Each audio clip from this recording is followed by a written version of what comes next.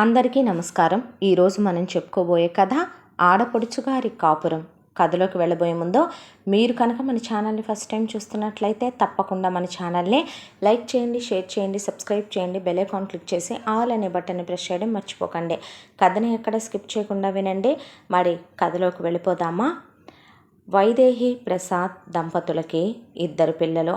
Prasad government ఉద్యోగం చేస్తూ ఉండేవాడు.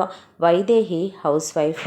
భార్యాభర్తలిద్దరూ అన్యోన్యంగా ఒకే మాట మీద నడిచే దాంపత్యం. వీళ్ళిద్దరి ప్రేమకి గుర్తుగా వీళ్ళకి 2 పిల్లలు. అబ్బాయి పేరు రాఘవ, అమ్మాయి పేరు రుక్మిణి. పిల్లలిద్దరినీ కూడా చిన్నప్పటి నుంచే కట్టడి చేసి పెంచాలి అనుకునే తల్లిదండ్రులు కాదు. వాళ్ళకి పెద్దయిన తర్వాత ఏ రంగాలు ఇష్టమైతే అందులో వాళ్ళని ప్రయోజకుల్ని చెయ్యాలనేది ప్రసాద్ గారి కోరిక. ఇక వైదేహి పిల్లల్ని చిన్నప్పటి నుంచి అడమరికలు లేకుండా పెంచే ఇల్లాలు. మగపిల్లాడికి ఆస్తంతా తనే దక్కించుకొని చెల్లెల్ని అన్యాయం చేయాలనే బుద్ధి, ఆడపిల్లకి ఉన్న అన్నకి అన్యాయం చేసి మొత్తం దోచుకెళ్ళాలనే బుద్ధి. తప్పని ఇద్దరూ ప్రేమగా అన్యోన్యంగా ఉండాలని, అలాగని తప్పుడు పనులు చేయకూడదని, ఎవరి హద్దులు వాళ్ళకి తెలియాలని చిన్నప్పటి నుంచి సంస్కారం, క్రమశిక్షణ, విలువలతో పెంచుకుంటూ వచ్చారు. కాలచక్ర భ్రమణంలో ప్రసాద్కి ఆయన అడగకుండానే ప్రమోషన్ల మీద ప్రమోషన్లు ఆయన నిజాయితీతో వచ్చాయి. వీళ్ళకి తినా గొడవ, స్థిరచరాస్తులకి ఏ లోటు లేదో. ప్రసాద్కి ఒక్కగానొక్క చెల్లెలు, ఆవిడ పేరు సువత్సల, అమెరికాలో ఉంటుంది. ఒక్కగానొక్క కొడుకు ఆవిడకి, ఈశ్వర్. ఇక వీళ్ళప్పుడప్పుడు అమెరికా వెళ్ళొస్తూ ఉండేవాళ్ళు. ప్రసాద్కి ఆయన బావగారన్నా అలాగే ఆయన చెల్లెలన్నా చాలా విలువ. మేనల్లుడంటే చాలా ఇష్టం.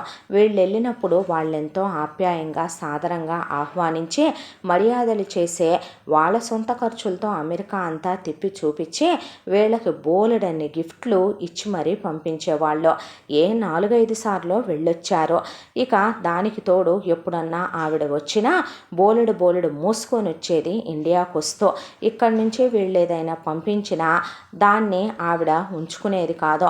తిప్పి వచ్చినప్పుడు ఏదో ఒక రూపంలో తిరిగి ఇక్కడ మేనగోడలికి, వదిన గారికి ఇచ్చేసి వెళ్ళే మనస్తత్వం. అలా మేనత్తలాగే ఉండాలమ్మా నువ్వు కూడా అనే చెప్పేది వైదేహి. కాలచక్ర భ్రమణంలో పిల్లలు పెరిగి పెద్దవాళ్ళయ్యారు.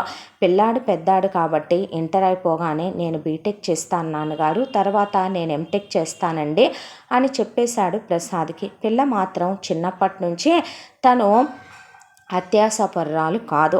రుక్మిణికి ఏదైనా సరే ఒక్కసారితోనే అయిపోవాలి. అది మళ్ళీ మార్చి ఆలోచించి నిర్ణయాలు తీసుకోవటం అంటే అస్సలు గిట్టని పని. ఒక షాపుకు వెళ్తే ఆ డ్రెస్ నచ్చిందా అని అడిగితే నచ్చితే అది తనకి సెట్ అయితే తీసేసుకోవటం, లేదు అంటే ఇంకక్కడితో దాన్ని వదిలేస్తుంది. మళ్ళీ దాన్ని తీసుకుని ఆ తర్వాత అది సెట్ అవ్వలేదని ఆల్టరేట్ చేయించి, లేదంటే మళ్ళీ ఆ డ్రెస్ని ఎక్స్చేంజ్లు చేసే ఇలాంటి అలవాటు తనకుండదు. ఎదుటి వాళ్ళు తప్పులు చేసినా ఒకసారితోనే ఆ తప్పుని వాళ్ళది క్షమించబడతాయి. లేదా ఆ ఒక్క అవకాశం కూడా తనకొకసారి ఇవ్వదు. అంత కరెక్ట్గా ఉండే అమ్మాయి. పుట్టింటి మీద పడి తిందామనో, పెళ్ళైన తర్వాత ఎంత అత్తింటికి సర్దేసుకుందామనో, తన సుఖం తన సౌఖ్యం గురించి కాబోయేవాడు అలా ఉండాలి ఇలా ఉండాలని ఎవడికి వేద్దామా, ఎవడిని లొంగ తీసుకుందామా, ఎవడిని లైన్లో పెడదామా, ఇలాంటి ఆలోచనలు రుక్మిణికి ఎప్పుడూ ఉండేవి కాదు.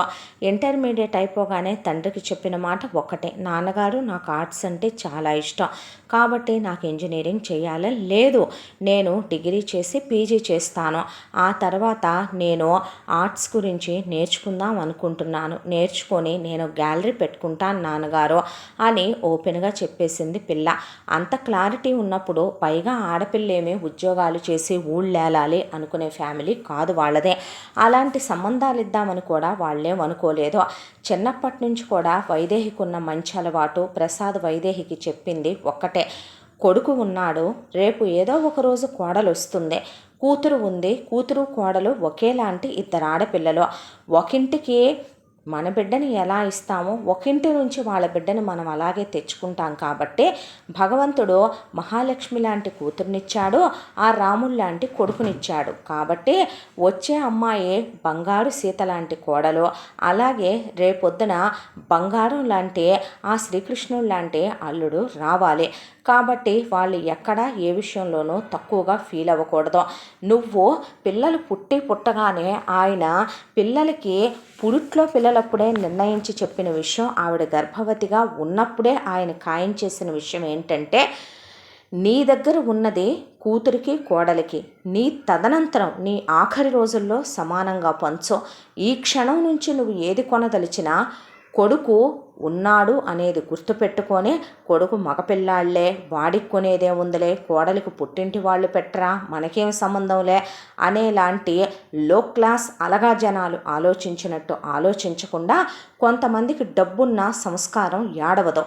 నువ్వు అలా ఉండకుండా కొడుక్కి అలాగే కోడలు వస్తుంది కాబట్టి కూతురికి సమానంగా తీసుకో. ఏది తీసుకున్నా, అది నువ్వు బంగారం తీసుకున్నా, వెండి తీసుకున్నా, పట్టు చీరలు తీసుకున్నా, ఏది తీసుకున్నా గుర్తుపెట్టుకో అని చెప్పాడు ఆయన. భార్యకి చెప్పటమే కాదు, తను కూడా అదే పాటించే వ్యక్తి ప్రసాద్. పొలం ఉంది, ఆ పొలం పిల్లలిద్దరికీ తమకి, స్థలాలున్నాయి పిల్లలిద్దరికీ తమకి, కొడుక్కి వాళ్ళుండే ఇల్లు, అలాగే కూతురు కోసం ఒక వేరే ఇల్లు కొనాల్సిందే. అలాగే ఆయన ఏ రూపాయి పెట్టి ఏది కొనాలనుకున్నా పిల్లలిద్దరికీ సమానంగా ప్రాపర్టీలు కూడా, ఒక 400 గజాల స్థలం తీసుకుంటే కూతురికి 200 గజాలు, కొడుకు 200 గజాలు విడివిడిగా మధ్యలో గోడ కట్టించి మరే ఎవరిది వాళ్ళకని రిజిస్ట్రేషన్లు చేయించి పేపర్లు ఆయన దగ్గర పెట్టుకునేవాడు ఆయన. అంత పర్టికులర్గా ఉండే వ్యక్తి. వైదేహి కూడా మొదటి నుంచి ఏదైనా ఒక 10 గ్రాముల వస్తువు కొందామని గోల్డ్ షాప్కి వెళితే 5 గ్రాములు పెట్టి కోడలికి, 5 గ్రాములు పెట్టి కూతురికి, అలాగే ఒక 100 గ్రాముల వస్తువు కొందామని వెళితే 50 కూతురికి 50 కోడలికి అని కొనుక్కొచ్చి ఇద్దరివి వేరువేరుగా 2 బాక్సుల్లో పెట్టేసి మరీ లాకర్లో పడేసి వచ్చేది. వెండి వస్తువులు కొన్నా అంతే, అరకిలో దీపపు కుందులు కూతురికి కొంటే అరకిలో దీపపు కుందులు కోడలికి కొనాలి. కూతురికి ఒక వెండి చెంబు కొంటే కోడలికి ఒక వెండి చెంబు కొనాలి. ఇలా సమానంగా కొనుక్కొచ్చేది. పట్టు చీరలు కొన్నా ఇది కూతురికి ఎంత రేటు పెట్టయితే ఒక కాంజీవరం చీర ఆవిడ తీసుకుందో ఒక 50,000 పెట్టే, కోడలికి అలాగే తీసుకునేది ఒక 50,000 పెట్టే. ఇద్దరివి బాక్సుల్లో పెట్టి జాగ్రత్త చేసి ఉంచేదే. ఆవిడ తత్వం ఎందుకో చాలామందికి నచ్చేది కాదు. ఏమిటమ్మా కూతురు ఎక్కువ కానీ కోళ్ళు ఎక్కువ అని కొంతమందే. రేపొద్దున పున్నామ నరకం నుంచి తప్పించేవాడు కొడుకే, వచ్చే కోళ్లే మన బాగా చూడాలి కానీ పరా ఇంటికి వెళ్ళే కూతురు చూసుద్దా అని కొంతమంది నవ్వేసి ఊరుకునేది ఆవిడ. ఇక కాలచక్ర భ్రమణంలో పిల్లాడిది చదువు అయిపోయిందే. పెద్ద ఎంఎన్సీ కంపెనీలో మంచి ఉద్యోగం కూడా వచ్చింది. వాళ్ళు ఉండేది సిటీయే కాబట్టి రోజు ఉద్యోగానికి వెళ్ళొస్తూ ఉండేవాడు పిల్లాడికి అలా చదువైపోయి ఉద్యోగంలో చేరగానే తండ్రిగా ఆయన ఇచ్చిన ఫస్ట్ గిఫ్ట్ కారు. ఆ తర్వాత కూతురుది పీజీ అయిపోయింది. కూతురు అన్నట్టుగానే ఒక గ్యాలరీ పెట్టుకొని పెయింట్లు వేసుకుని వాటిని ఎగ్జిబిషన్స్ పెట్టి సేల్ చేస్తూ ఉండేది రుక్మిణికి చాలా మంచి అభిరుచి ఉంది.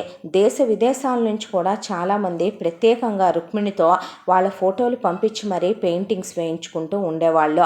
ఆమె అభిమానులు కూడా చాలామంది ఉన్నారు. అంత బాగా చేయి తిరిగిపోయి వేసేది రుక్మిణి. కూతురికి అలా చదువైపోయి గ్యాలరీ పెట్టుకోగానే ఆయన ఇచ్చిన ఫస్ట్ గిఫ్ట్ కూతురికి ఒక కారు. పిల్లలిద్దరూ కారులో వెళ్ళి కారులో వచ్చేవాళ్ళు. దానికి తోడు ఇక పిల్లకి గ్యాలరీ పెట్టుకోవటానికి డబ్బులు ఆయన అడుగుతుందేమో అనుకుంటే పిల్ల తన 10th క్లాస్ నుంచి వేసిన పెయింటింగ్స్ అన్నీ కలిపి 4 ఎగ్జిబిషన్లు పెట్టి ఆ వచ్చిన డబ్బులతో పిల్లే చక్కగా ఓన్గా ఒక ల్యాండ్ తీసుకొని పెద్దది హాల్ లాగా చేయించుకొని మరీ గ్యాలరీ పెట్టేసుకుంది. కాబట్టి ఆయన అవసరమే రాలేదు కూతురికే. ఇండివిజువల్గా ఎదిగే పిల్లల్ని చూస్తే ఆయనకి చాలా గర్వంగా అనిపించేదే. పిల్లాడు ప్రమోషన్ల మీద ప్రమోషన్లు హైక్లు తెచ్చుకుంటూ ఐటీలో ఒక మంచి ప్రొఫెషన్లో ఉన్నాడు.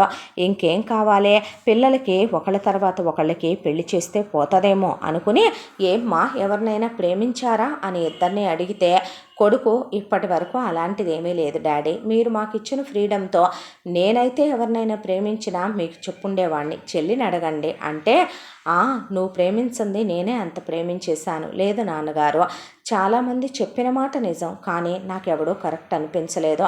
ఎందుకంటే లైఫ్లో నేను ఎవరికైనా ఇచ్చేది ఒకే అవకాశం, అది నిలబెట్టుకోలేకపోతే ఆ మనిషికి నేను మరొక అవకాశం ఇవ్వనని మీకు బాగా తెలుసు. ప్రతి ఒక్కడికి కూడా లవ్ అంటే టైం పాస్, బ్రేకప్లు, ప్యాచప్లు, తిట్టుకోవటం, కలుసుకోవటం నా వల్ల ఇవన్నీ అయ్యే పనులు కాదు. ఎందుకంటే నాకు లైఫ్ లాంగ్ ఉండే రిలేషన్షిప్ కావాలి. మీరు ఎవరిని చూపించి చేసుకోమంటే నేను వాళ్ళనే చేసుకుంటాను అనేసి అక్కడి నుంచి వెళ్ళిపోయింది కూతురు. దాంతో ఆయనకి ఏం మాట్లాడాలో అర్థం కాలేదు. ఇక ఇద్దరు సంతృప్తి పడ్డారు అమ్మా నాన్నలుగా. పిల్లలిద్దరూ కూడా మీ ఇష్టం అనేంత పెద్ద బాధ్యత వాళ్ళ మీద పెట్టారంటే ఆచితూచి పిల్లల కోసం సంబంధాలు వెతకాలి. ఏమాత్రం తేడా వచ్చినా కూడా నూరేళ్ల జీవితాలు చెల్లా చెదురైపోతాయని ఆయన చాలా జాగ్రత్తగా టైం తీసుకుందాము, ఒకటి కాకపోతే రెండు, రెండు కాకపోతే 3 ఏళ్ళు లేట్ అయినా పర్వాలేదు, కానీ పిల్లలకి మాత్రం మంచి మంచి సంబంధాలే చూసి చెయ్యాలని ఆయన చాలా జాగ్రత్తగా స్నేహితులకి, బంధువులకి అని కాకుండా ఏదో ఒక డొల్ల ఉన్న పూడ్చి చూపిస్తారనే దాంతో ఎలాంటి ఒక్క చిన్న గిల్ట్ కూడా లేనటువంటి పెళ్ళిళ్ళ పేరాయిలు నలుగురిని పట్టుకుని మరి పిల్లలిద్దరికీ సంబంధాలు వెతకమనమని చెప్పుంచాడు. దాంతో ఇక వాళ్ళు కొన్ని సంబంధాలు తీసుకొస్తున్నారు. వాటి గురించి ఎంక్వైరీ చేస్తే ఏదో ఒక లోటు కనిపించే ఆయన కాదనుకుంటూ ఇలా రోజులు గడిచిపోతున్నాయి. ఈలోగా ఒకరోజు రాఘవకి వీక్ ఆఫ్ వచ్చింది. తన ఇంటర్మీడియట్ ఫ్రెండ్స్ అందరూ గుర్తొచ్చారు. దాంతో చిన్నప్పటి నుంచి ఇంటర్ వరకు చదువుకున్న ఫ్రెండ్స్లో ఒక ఫ్రెండ్ ఫోన్ నెంబరు తన దగ్గర కాంటాక్ట్ లిస్ట్లో వెతికితే మిస్ అయింది. ఎందుకో చాలా చాలా గుర్తొచ్చి ఫ్రెండ్తో మాట్లాడాలి అనిపించి ఫ్రెండ్ని పలకరిద్దామని ఫేస్బుక్ ఓపెన్ చేశాడు. ఓపెన్ చేస్తే ఫేస్బుక్లో ఫ్రెండు ఆ రోజున ఎప్పుడో తమ 10th క్లాస్లోనో ఇంటర్లోనో పెట్టిన ఫోన్ నెంబర్ ఉంటే ఆ ఫోన్ నెంబర్కి ఫోన్ చేసి, హలో, అక్కడ నరేష్ ఉన్నాడా అని ఒకసారి ఫోన్ ఇస్తారా అని అడిగాడు. అవతల వైపున ఒక అమ్మాయి ఫోన్ ఎత్తింది.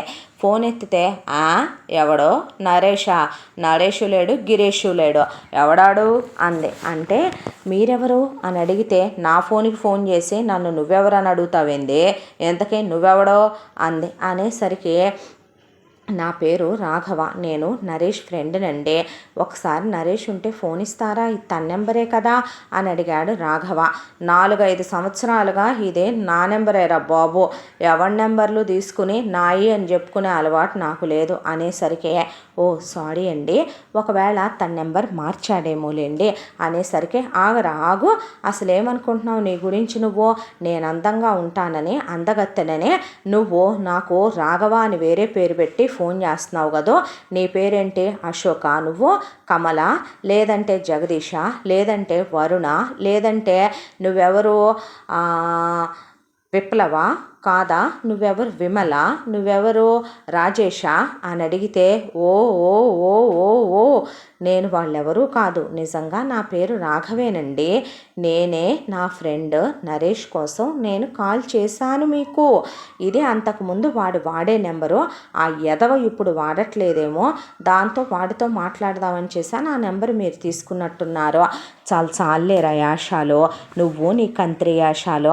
ప్రతి ఒక్కడు ఈ మధ్య ఇదొక నాటకాలు నేర్చాడు, అందమైన అమ్మాయిల్ని బయట చూడటం, వాళ్ళ నెంబర్లు కనుక్కొని వాళ్ళకి ఫోన్లు చేయటం, వాళ్ళని ప్రేమ ముగ్గులోకి దించటం, వాళ్ళని చూయింగ్ గమ్ముల్లాగా వాడేసుకొని టిష్యూ పేపర్ లాగా తుడిచేసుకొని వదిలేయటం, నువ్వెంత, నీ క్యారెక్టర్ ఎంత, నీ బతుకెంత, cheap fellow, rogue, rascal, cheating case పెడతాను నీ మీద, షీటీమ్కి పెడతాను నీ నెంబరు అనేసరికి, ఓ నీకు చాలా ఓవర్ యాక్టింగ్ ఎక్కువ అనుకుంటానే, అవును ఇందాక నుంచి అంతమంది పేర్లు చదివావు, నీకు ఎవడు పడితే వాడు ఫోన్లు చేసి ఎవడు పడితే వాడు నీతో ప్రాంక్ చేస్తాడంటే నీ క్యారెక్టర్ ఏంటే అసలు, నువ్వేంటే అసలు, ఒక మాట అడుగుదాం అనుకుంటున్నాను, నేను మిస్డైల్ అయింది ఫోన్ చేసిన దాంట్లో, ఆ నెంబర్ వాడు వాడట్లేదేమో, నేనేదో పొరపాటు పడ్డాను, సారీ అని చెప్తుంటే రెచ్చిపోతున్నావేంటి, నేను అందగత్తెని అని, అందరు ఆడవాళ్ళల్లో ఉండే కాకుండా డిఫరెంట్ క్వాలిటీస్ ఏమన్నా వేసి దేవుడు నిన్ను సృష్టించాడా ఏంటి, కొడితే పళ్ళు రాలిపోతాయి, ఆడదానివి ఆడదానిలాగా ఉండు, రెస్పెక్ట్ ఇచ్చి సారీ చెప్తుంటే రెచ్చిపోతున్నావేంటి? ఎంత పొగర్రా నీకు? నీ మీద కంప్లైంట్ ఇస్తా, ఆ తొక్కించుకో, రెడీగా ఉన్నారు ఇక్కడ. నువ్వు ఇస్తే చూస్తూ ఊరుకోవటానికి, ఎవడికి ఉండేది వాడికి ఉంటుంది. అక్కడ దాకా వస్తే నువ్వు చెప్పేది కాల్ రికార్డ్స్ వినేంత సెన్స్ వాళ్ళకు కూడా ఉంటుంది. దాంట్లో ఫస్ట్ నేను సారీ చెప్పింది వాళ్ళకి తెలీదా? అడ్డగాడిదలాగా చిన్న పిల్లవేం కాదనుకుంటాగా, నీ వాయిస్ వింటే తెలుస్తుంది పెద్దదానివే కదే. సెన్స్ ఉండొద్దు ఆ మాత్రం? ఎదుటి వాళ్ళతో ఎలా మాట్లాడాలనేది సంస్కారం అనే ఒక ప్రోడక్ట్ ఉంటుంది, అది నీలో లేదనుకుంటానే. ఎవరితో పడితే వాళ్ళతో ల్యాగ్ చేసి పిచ్చుకొక్క అరిసినట్టు అరిసినావు, పెడై ఫోన్ అన్నాడు రాఘవ. అనేసరికి అటువైపు నుంచి రాఘవ తన్నలా అన్నాడనే ఉక్రోషంతో రాఘవకి అవతల వైపున అమ్మాయి ఎంత పెద్ద మెసేజు టైప్ చేసి పెట్టింది. టైప్ చేసి పెట్టేసరికి రాఘవ ఏమన్నా తక్కువ తిన్నాడా? ఇద్దరు నువ్వెంతంటే నువ్వెంతని పిచ్చుకుక్కల్లాగా ఒక వారం రోజుల పాటు ధీ అంటే ధీ అని, ధీ అంటే ధీ అని, ధీ అంటే ధీ అని, నువ్వెంతంటే నువ్వెంతని, కుక్కంటే నక్కని, థూని బతుకంటే థూని బతుకని, ఏం జన్మ నీదంటే నువ్వు అసలు ఆడదానివేనంటే అని ఇద్దరు కాట్ల కుక్కల్లాగా పోట్లాడుకున్నారు. అయిపోయిన తర్వాత ఫైనల్లీ ఇక ఒక రోజున అమ్మ తల్లి మహాతల్లి ఇదిగో స్క్రీన్ షాట్ తీసి పెట్టాను వాట్సాప్కి, చూసుకొని చావే దెయ్యం, ఇది నిజంగా నా ఫ్రెండే, వాడి ఫేస్బుక్ ఐడి ఇది, వాడప్పుడు పెట్టిన నెంబర్ ఇది, వాడి నెంబర్ అనుకొని నీకు చేశానే బ్రహ్మరాక్షసి అంటే, ఓ అవునా నిజమా, సర్లే అందే. అనేసరికి ఏం పిచ్చగా ఉందా ఇప్పుడు దాకా అన్నయ్యన్ని అనేసరికి, సర్లే ఫీల్ అవ్వకో, సారీ, అయినా అసలు ఇదంతా మనం ఫోన్లో మాట్లాడుకోబట్టి బయట ఒకసారి కలిసి మాట్లాడుకుందామా అన్నట్టు, ఫ్రెండ్స్ నా పేరు రాగిణి అనేసరికి ఆ తర్వాత రాఘవ్ మెత్తబడ్డాడు.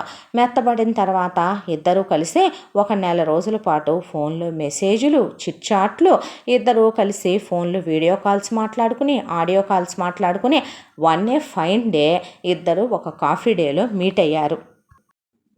ఇద్దరు ఒకళ్ళ గురించి ఒకళ్ళు మాట్లాడుకున్న తర్వాత ఒకళ్ళకి ఒకళ్ళు చాలా నచ్చేశారు. ఆ తర్వాత అక్కడి నుంచి మొదలుపెట్టి ఇద్దరు కొన్నాళ్ళు ప్రేమించుకున్నారు. ప్రేమల్లో సినిమాలు, షికార్లు, షాపింగులు అన్నీ అయిపోయిన ఒక వన్ డే ఇక పెళ్లి చేసుకుందామని ఫిక్స్ అయ్యారు. ఈలోపు రాగిని వాళ్ళ ఇంట్లో చెప్తే ముందే రాఘవ వాళ్ళ గురించి కాచి వడపోచి ఫిల్టర్ చేసి వాళ్ళ 10 తరాల వెనక నుంచి రాగిని వాళ్ళ అమ్మ పరిమళ, వాళ్ళ నాన్న విశ్వనాథం తవ్వి ఎంచుకొచ్చేసరికి బాగా మూటలున్నాయని తెలిసి, పైగా రాఘవ నోట్లో వేలు పెడితే కొరకలేనివాడు, కూర్చోమంటే కూర్చుంటాడు, నుంచోమంటే నుంచుంటాడు, అంతకన్నా ఏం కావాలి? కూతురు కొంగు పట్టుకొని తిప్పినా కుక్కల్లే తిరిగి కాలికి చెప్పుల్లే ఉంటాడు. వైదేహి ఎదురు మాట్లాడే అత్త కాదు, ప్రసాద్ కలగ చేసుకునే మామ కాదు, కాబట్టి ఓకే డన్ అనుకున్నారు. ఆడపిల్లదేముంది, పెళ్లి చేసి ఒక ఇంటికి ఇసిరేస్తారు కాబట్టి లైట్ అనుకొని ఓకే అనుకున్నారు. రాఘవ్ వెళ్ళి వైదేహికి ప్రసాద్కి చెప్పాడు, నువ్వు ప్రేమిస్తున్నాను అంటే మేము ప్రేమకు విరుద్ధం ఎప్పుడూ కాదు నాన్న, కాకపోతే వాళ్ళ కుటుంబం గురించి మంచి చెడ తెలుసుకోవాల్సినటువంటి ఇది ఉంది కదా అంటే, వాళ్ళ నాన్నగారు ప్రైవేట్ ఉద్యోగం చేస్తారు నాన్న, వాళ్ళమ్మ హౌస్ వైఫే, వాళ్ళకి పెద్దగా ఆస్తిపాస్తులు ఏమీ లేవు, మా ఇద్దరిలాగే వాళ్ళు కూడా ఇద్దరు.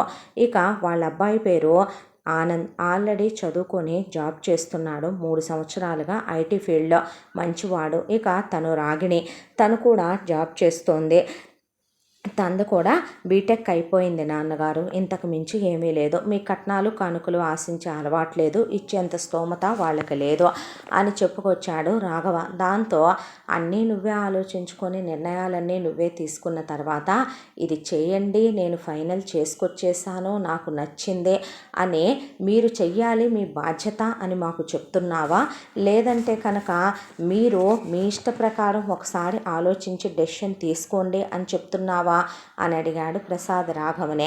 మీరు వెతికినా వాళ్ళల్లో తప్పులేమీ లేవని చెప్తున్నాను నాన్నగారు, వాళ్ళు కరెక్ట్ మనుషులని చెప్తున్నాను. రాగిణినే నేను అనుకోకుండా నాకు ఒక ఫోన్ నెంబర్ ద్వారా పరిచయం అయినా ఆ తర్వాత తన గురించి తెలుసుకుని తను వాళ్ళ ఫ్యామిలీ గురించి చెప్పిందంతా విన్నాక నాకు వాళ్ళ విషయంలో ఏ గిల్టు లేదని చెప్పింది. అమ్మాయిలందరూ లేని డాబులు దర్జాలు చెప్పుకునే ఈ రోజుల్లో ఉన్నది ఉన్నట్టే చెప్పింది తను, అంతకన్నా ఏం కావాలి కావాలంటారు తన విషయంలో అన్న తర్వాత వాడు ఆల్రెడీ ఫైనల్ చేసుకొని వచ్చాడండి. మీరు అవునన్నా కాదన్నా వాడు ఆ అమ్మాయినే చేసుకుంటానని మీకు ఇండైరెక్ట్గా చెప్తున్నాడు అంది వైదేహి. చూడు నాన్న, నేను ఒక తండ్రిగా నన్ను చెప్పమంటావా? నేను వాళ్ళ ఫ్యామిలీ గురించి కనుక్కోవాలి, అలాగే అమ్మాయి గురించి కనుక్కోవాలి. అంతా ఓకే అయితే కనుక మనం మాట్లాడుకోవాలి. ఆ తర్వాత కొంతకాలం టైం తీసుకుని మీరు ఇంకొంచెం కాలం ట్రావెల్ చేయండి. చేసిన తర్వాత ఫ్యామిలీస్ రెండు కూడా ఒకళ్ళతో ఒకళ్ళు ఫ్రెండ్లీగా మూవ్ ఆన్ అవ్వగలవా లేదా, ఒకళ్ళతో ఒకళ్ళను కలిసి ఉండగలవా లేదా అనేది ఒక 6 నెలల పాటు చూసుకుని అంతా ఓకే అనుకుంటే అప్పుడు ఎంగేజ్మెంట్ చేసుకుని, ఎంగేజ్మెంట్కి పెళ్ళికి 6 నుంచి 8 నెలలు గ్యాప్ పెట్టుకుని ఆ తర్వాత పెళ్ళి పెట్టుకుందాం. ఓకేనా? లేదు కాదు కూడదు అంటే నువ్వేం చెప్పాలనుకుంటున్నావో చెప్పు అన్నాడు ప్రసాద్. ఎందుకు డాడీ అంత టైము? వాళ్ళని నేను ఆల్రెడీ ఈ వీక్ మన ఇంటికి రమ్మనమని చెప్పాను. మీరు వాళ్ళు మాట్లాడుకుని ఓకే చేస్తే ఒక 10 డేస్లో ఎంగేజ్మెంటు, 1 మంత్లో పెళ్ళి చేసేసుకుందామని రాగిణి చెప్పింది. ఆ తర్వాత నేను హనీమూన్కి వెళ్ళొచ్చేసి నా కాపురం ఏదో నేను చూసుకుంటాను, ఎందుకో అనవసరంగా ప్రొలాంగ్ చేసుకోవటం అన్నాక వాళ్ళకి వ్యవహారం అర్థమైంది. మాట్లాడేది కొడుకు కాదని, అవి కొడుకు మాటలు కాదని, కొడుకు వాళ్ళు నేర్పించిన మాటలు ఇంత పెద్దగా రావని అర్థం చేసుకోలేని తల్లిదండ్రులు వాళ్ళేమీ కాదు. దాంతో మౌనం వహించేశారు. అన్నట్టుగానే ఆ వీకెండ్ రాగిణి, వాళ్ళ అమ్మ పరిమళ, వాళ్ళ అన్నయ్య విశ్వనాథం, వాళ్ళ అన్నయ్య ఆనందం తీసుకొని దిగబడ్డారు. ఇక్కడికే వచ్చి రావటంతోనే ఇంటి ముందున్న గేటు దగ్గర మొదలుపెట్టి ఇల్లంతా ఆరా తీయటం పరిమళ పని అయిపోతే ఇక విశ్వనాథం బయట వస్తూనే అందరినీ ఇక్కడ స్థలాలు ఎంత రేటు ఉన్నాయి, ఇల్లు ఎంత రేటు ఉంది, వీళ్ళ గురించి మంచి చెడు ఏంటని చుట్టుపక్కల వాళ్ళని వాకప్ చేసుకొని మరి లోపలికి రావటం అయిపోయింది. ఆ తర్వాత ఇక వచ్చి రావటంతో లోపలికి వచ్చి వీళ్ళు ఒక 5-6 రకాల స్నాక్స్ పెడితే వాటిని మింగటం అయిపోయింది. అయిపోయిన తర్వాత వైదేహి, విశ్వనాథం లెక్క ప్రకారం అయితే మేమే మీ ఇంటికి అమ్మాయిని అడగటానికి రావాలి, మీరు వస్తారని మేము అనుకోలేదండి అంటే, మాకు అలాంటి ఫార్మాలిటీస్ ఏమీ లేవు, రేపొద్దున మా అమ్మాయి ఉండబోయే ఇల్లు మేమే కదా చూసుకోవాలి, మంచి చెడు అనేది మాకే కదా తెలియాలి, దానిలో ఏముందండి, మీరు వచ్చి చూసేంత పెద్ద ఇల్లు ఏమీ మాది కాదులేండి, మా ఇల్లు 2 బెడ్రూములు 2 అంతస్తులు, అయితే కింద 2 బెడ్రూములు పైన 2 బెడ్రూములని 2 పోర్షన్లు వేయించాం, ఒకటి అమ్మాయికి ఒకటి అబ్బాయికి ఉంటుందని, ఒకటి అద్దెకిచ్చాం, ఓ దాంట్లో మేము ఉంటున్నాం, అంతకుమించి స్పెషల్ ఏమీ లేదులేండి అన్నట్టు మాట్లాడేశారు. ఇక దాంతో వీళ్ళేమీ మాట్లాడలేదు. అయిపోయిన తర్వాత పెట్టుపోతల విషయాలు వచ్చినాయి. మేము కట్న కానుకలు ఇచ్చే ఆనవాయి మాకు లేదన్నారు. ఎంగేజ్మెంటు పెళ్ళి చేయటం మా ఆచారం కాదన్నారు. ఒక్కగానొక్క కొడుకు పెళ్ళి లేఖితనంగా బయటపడేదేముందే. దాంతో ప్రసాద్, వైదేహి వాళ్ళు మేమే ఎంగేజ్మెంట్ చేసి మేమే పెళ్లి పెట్టుకుంటాంలేండి, మాకు అబ్బాయి ఒక్కడే కదా అంటే మరీ మంచిదే అనేసి వదిలేశారు పరిమళ వాళ్ళు. కూతురికి గ్రామ్ బంగారం పెడతాను పెట్టను అనేది రెండూ చెప్పకుండా మా అమ్మాయికి ఏం పెట్టుకోవాలో మాకు తెలుసులేండి, మీరు లేఖిగా మీ అమ్మాయికి ఏం పెడతారని అడిగే మనుషులు కాదనుకుంటానే అనేసి వదిలేసిందే.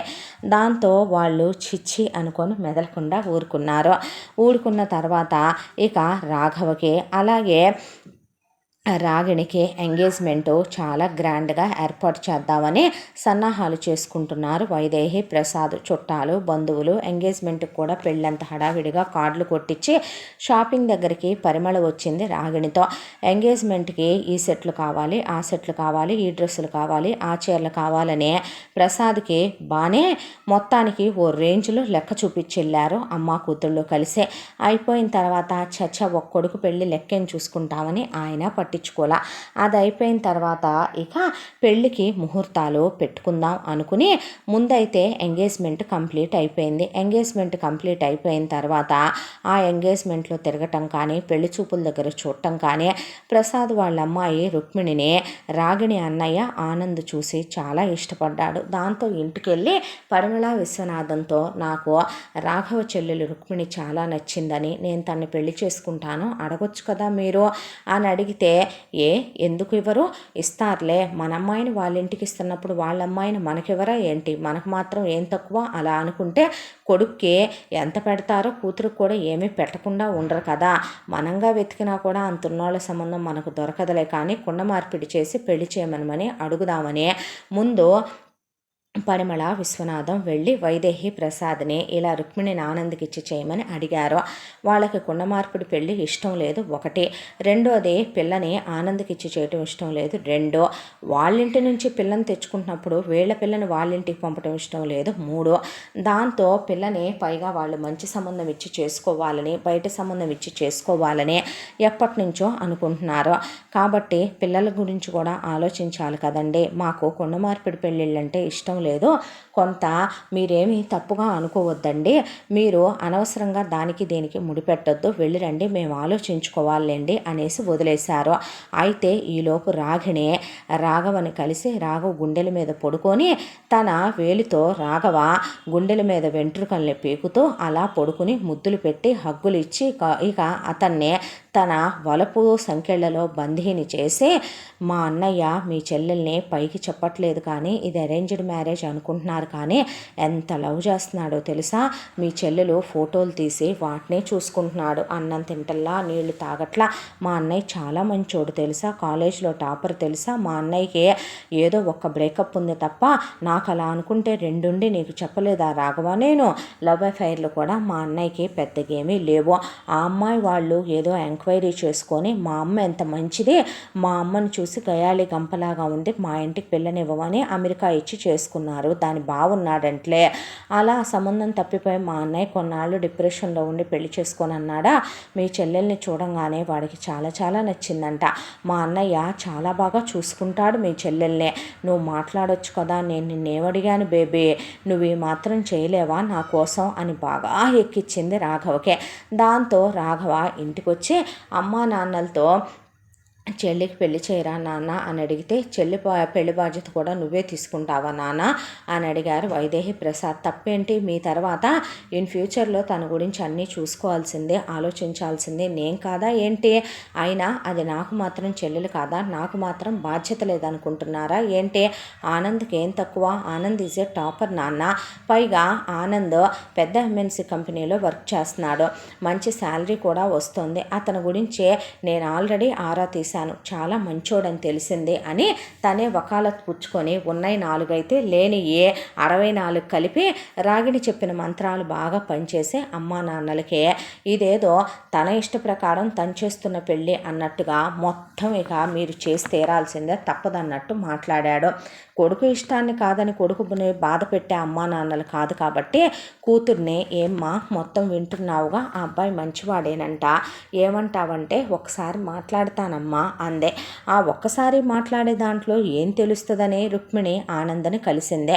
ఆనంద్ ఇక చెప్పిన ఫ్లర్టింగ్ డైలాగులో, నువ్వు ఆకాశం నుంచి దిగొచ్చిన నక్షత్ర మండలంలో తారాశఖలో ఉన్నటువంటి పువ్వులాగా ఉన్నావని, నువ్వు దేవతవని, అదని ఇదని చెప్పడంతో అమ్మాయిలు ఇంప్రెస్ అయిపోతారు కాబట్టి రుక్మిణికి ఆనంద్ నచ్చాడు. ఆనంద్ని ఆ క్షణం నుంచే మనసులో తన భర్తగా తలిచి ప్రేమించడం మొదలుపెట్టింది. రుక్మిణి ఫిలాసఫీ, రుక్మిణి పాలసీ ఒకటే, ఒక ఆడపిల్ల ఒక మగాడినే ఇష్టపడాలి, ఆ మగాడు తన భర్త అయి ఉండాలి, ఒక మగాడే తన తాకాలి, వాడు మొగుడే అయి ఉండాలి అనుకునేది తన ఫిలాసఫీ. ఆ క్షణం నుంచే ఏ ఆడది ఏ మగాడిని ఇంత ప్రేమించదేమో అన్నంతగా గుండెల్లో గుడి కట్టి మొగుడిని ప్రేమించడం ఆరాధించడం మొదలుపెట్టింది. ఇక పిల్లలిద్దరికీ కూడా ఎటు ఉయ్యాల వారు ఖర్చు పెట్టుకునే రకాలు కాదు కాబట్టి ఎంగేజ్మెంటు సింపుల్గా వీళ్ళు ఇక ప్లేట్స్ ఎక్స్చేంజ్ చేసేసుకున్నారు.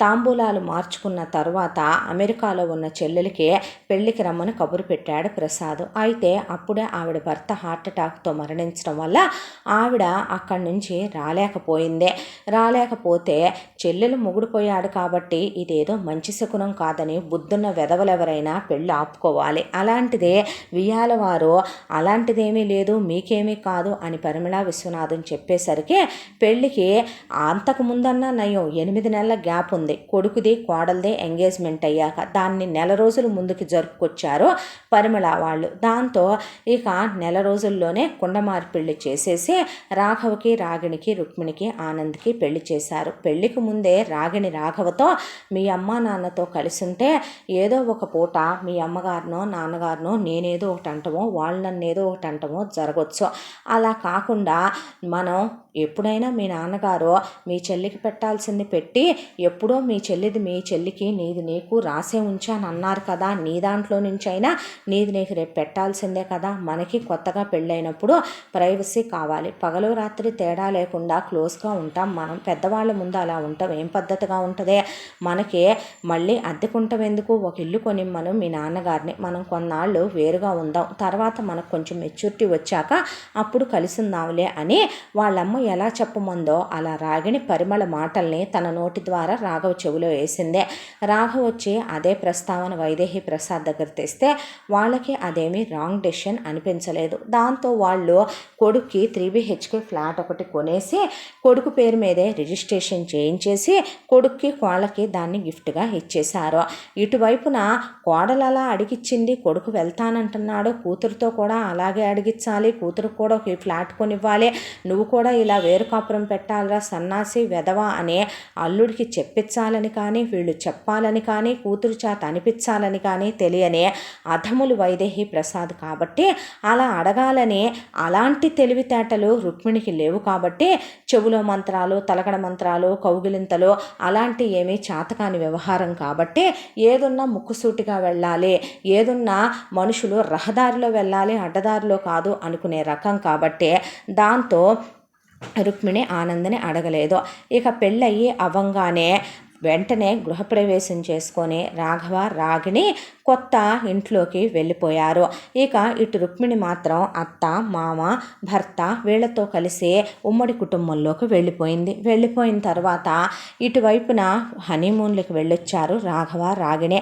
రుక్మిణి ఆనంద్ కూడా హనీమూన్లకి వెళ్ళొచ్చారు. అల్లుడికి ప్రసాదే కారు కొనిచ్చాడు పెళ్లిలో. కోడలికి ఎంత పెట్టారో కూతురికి అన్నే నగలు పెట్టింది వైదేహి. కోడలికి కూతురికి సమానంగా బట్టలు పెట్టారు, పెళ్లి దర్జాగా చేసి పంపించేశారు. కొడుక్కి ఏ బంగారం పెట్టారో అల్లుడికి అదే బంగారం పెట్టారో. ఇలా వాళ్ళ వరకు వాళ్ళు ఏది తక్కువ కానివ్వలేదు.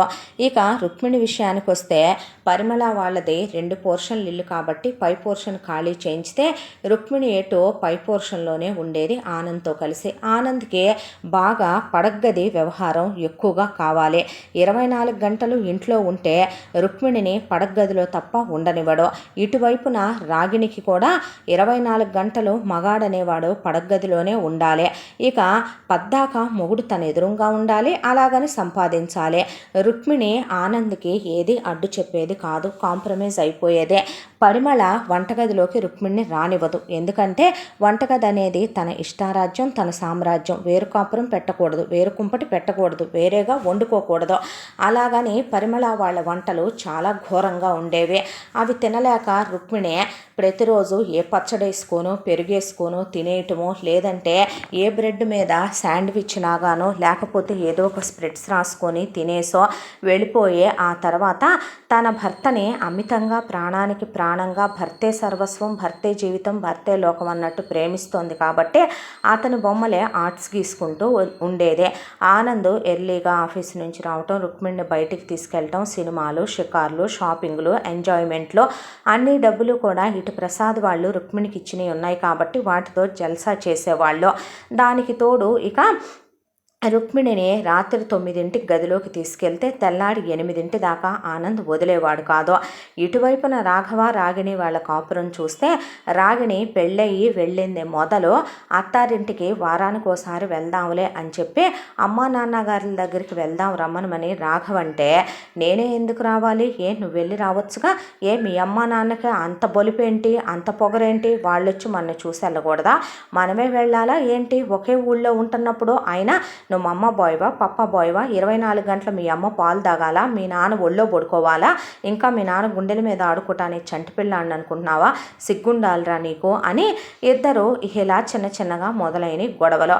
24 గంటలు రాఘవని నువ్వు 6ంటికల్లా రావట్లేదు, 7ంటికల్లా పడగదిలోకి రావట్లేదు, నీకు బదులు ఎదురింటోని పిలవమంటావా, వాచ్మెన్ని పిలవమంటావా, కోడికలతో దహించుకుపోద్ది పెళ్ళామని తెలీదా, హల్వా తేవాలని తెలీదా, మల్లెపూలు తేవాలని తెలీదా, బర్త్ కంట్రోల్ తేవాలని తెలీదా, అసలు అసలు ఏం మగాడివిరా నువ్వు, అదేంట్రా ఇదేంట్రా పద్దాక ఆఫీసులోనే ఉంటావేంట్రా అంటే, నీకేమైనా కొద్దిగైనా మనస్సాక్షి ఉందంటే, కొద్దిగైనా బుద్ధి ఉందా?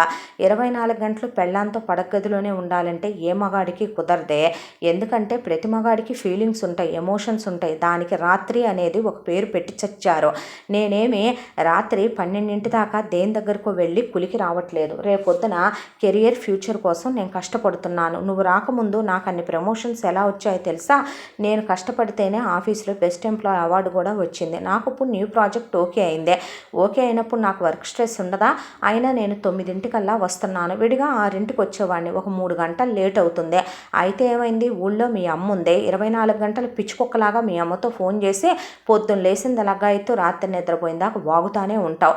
ఇంట్లో డిష్ వాషర్ దగ్గర నుంచి వ్యాక్యూమ్ క్లీనర్ దాకా అన్నీ ఉన్నాయి. పైగా 3 పనివాళ్ళను పెట్టుకున్నావు.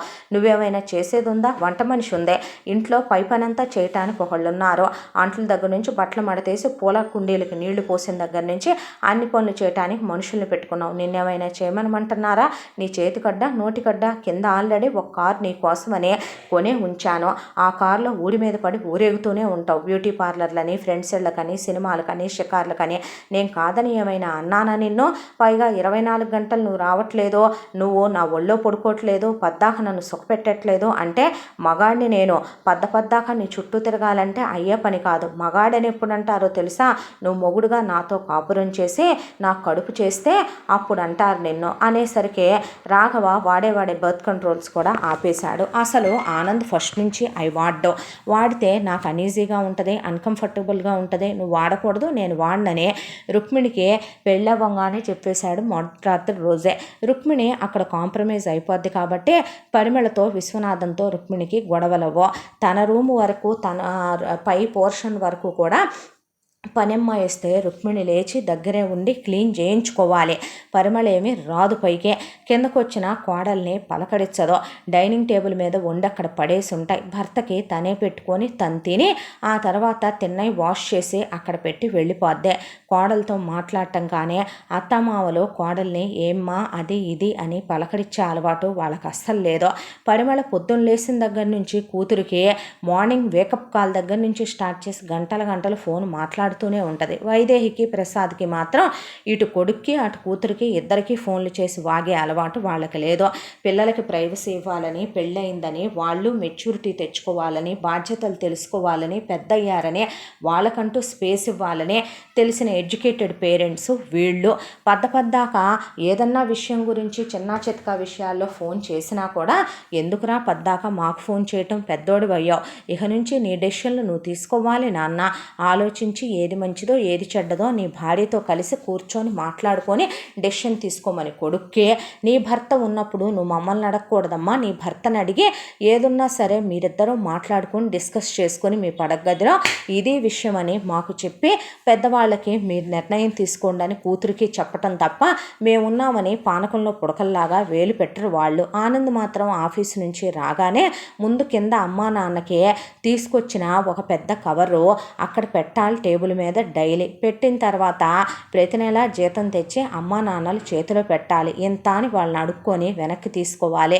దాంతోపాటు వెళ్ళిన దగ్గర నుంచి వచ్చిందాకా ఆఫీసులో ఏం జరిగినాయో ఇటు విశ్వనాథం చెప్తాడు. దాంతోపాటు చెల్లెలింటి దగ్గర నుంచి చుట్టాలు, బంధువులు, పక్కింటి వాళ్ళ ఇళ్లలో ఏం జరిగినాయో పరిమళ విశ్వనాథం చెప్తే మొత్తం విని ఆనందప్పుడు పెళ్ళాం కోసం తీసుకున్న ఏమైనా ఉంటే అవి తీసుకొని ఇక అవేంటో చెప్పి ఎందుకో చెప్పి కలర్స్ తీసుకొచ్చిన చివరికి ఒక క్యాన్వాస్ తెచ్చినా సరే అన్నిటి గురించి ఎక్స్ప్లెయిన్ చేసి అప్పుడు పైకి తీసుకెళ్ళాలి ఆనందం.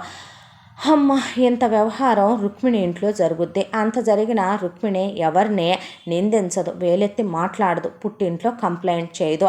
అన్నింటినీ ఆడపిల్ల కాబట్టి అలవాటు చేసేసుకుంటూ వెళ్ళిపోద్ది. నా భర్త నాతో బాగానే ఉంటున్నాడుగా అది చాలే అనుకునే తత్వం రుక్మిణిది. ఇక ఒక రోజున రుక్మిణిని అలా ఒళ్ళో పడుకోబెట్టుకొని ఫోన్ స్క్రోల్ చేస్తున్నాడు ఆనంద్. స్క్రోల్ చేస్తుంటే ఒక బైక్ చూసి తెగ ముచ్చట పడిపోయి, నాకు బైక్స్ అంటే చాలా ఇష్టం రా, కానీ కాలేజ్ కాలేజ్ డేస్ నుంచి నాన్న నా కలే తీరనివ్వలేదు అన్న తర్వాత, ఇప్పుడు ఆ బైక్ నచ్చిందా నీకు అంటే, ఆ బైక్ ఎంతో తెలుసా, 25 లక్షలు. కొంటాడు అనుకుంటున్నావా, నన్ను కొన్నిస్తాడు అనుకుంటున్నావు పిచ్చిదానా, కొన్ని చూసి ఆనందపడాలి తప్ప అవి మనకు కావాలి అనుకోకూడదులేరా అనేసిన తర్వాత, అయినా మామయ్య ఇచ్చిన కారు ఉందిగా, ఇప్పుడు మనకి ఇంకా బండితో ఏం పనిలే అనేసాడు ఆనంద్. కానీ రుక్మిణి అది సీరియస్గా తీసుకుంది.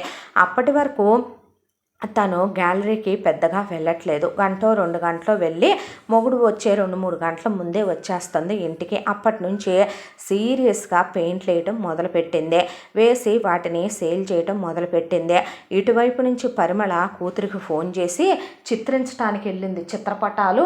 ఇంట్లో దీనికి పాస్ పని చేయటం నేర్పలేదు దీనమ్మ, వంట చేయటం నేర్పలేదు దీనమ్మ, వీటికేం తక్కువ లేదు అని పెద్ద పెద్దగా కావాలని రుక్మిణికి వినపడేలాగానే అంటూ ఉండేది. అన్న రుక్మిణి అసలు సీరియస్గా తీసుకొని అత్తకి ఎదురు చెప్పటం, నువ్వు అనేది నన్నే కదా అని వాదించటం, ఇలాంటి చేయటం కానీ, వాటి గురించి ఆనంద్ దగ్గర చెప్పటం కానీ, చెప్పినా ఉపయోగం ఉండదని తెలుసు కాబట్టి విన్నట్టు వదిలేసి తన పని తాను చేసుకుంటూ వెళ్ళిపోయేదే. అటువైపు నుంచి చిత్రిస్తుందా చిత్రపటాలు, చిత్రిస్తుందిలే అదే పెద్ద చిత్ర కదా అని రాగిణి మాట్లాడుతూ ఉండేదే. ఈ మాటలన్నీ తెలిసి కూడా నవ్వుకొని వదిలేసేది రుక్మిణి. ఇలా రోజులు గడిచిపోతూ ఒకవైపున రాఘవ రాగిణి పిచ్చి కుక్కల్లాగా పోట్లాడుకోవటం పెరిగిపోయింది. ఇద్దరు ఒకళ్ళ మీదకొకళ్ళు వస్తువులు విసిరేసుకోవటం, నీ బతుకంటే నీ బతుకని, నువ్వేం మగాడివిరా అంటే నీ దగ్గర ఆడలక్షణం ఉందా అని. కర్మకాలిపై ప్రసాద్ ఫ్లాట్ కొనిపెట్టినందుకు ఆ ఫ్లాట్స్ అసోసియేషన్ ప్రెసిడెంట్ ప్రసాద్ గారికి ఒకప్పటి ఫ్రెండు.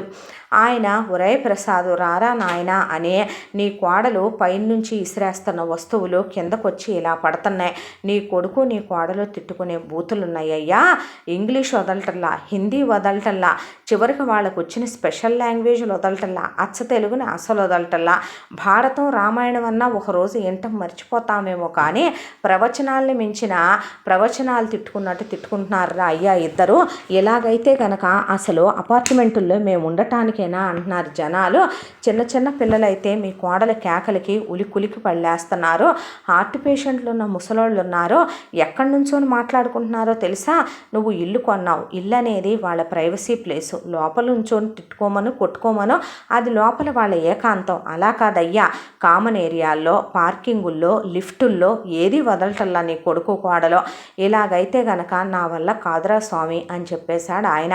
దాంతో వైదేహిని తీసుకొని ప్రసాద్ ఇలాగైతే కాదని చెప్పి ముందు కొడుకు కోళ్ళింటి దగ్గరికి వచ్చారు.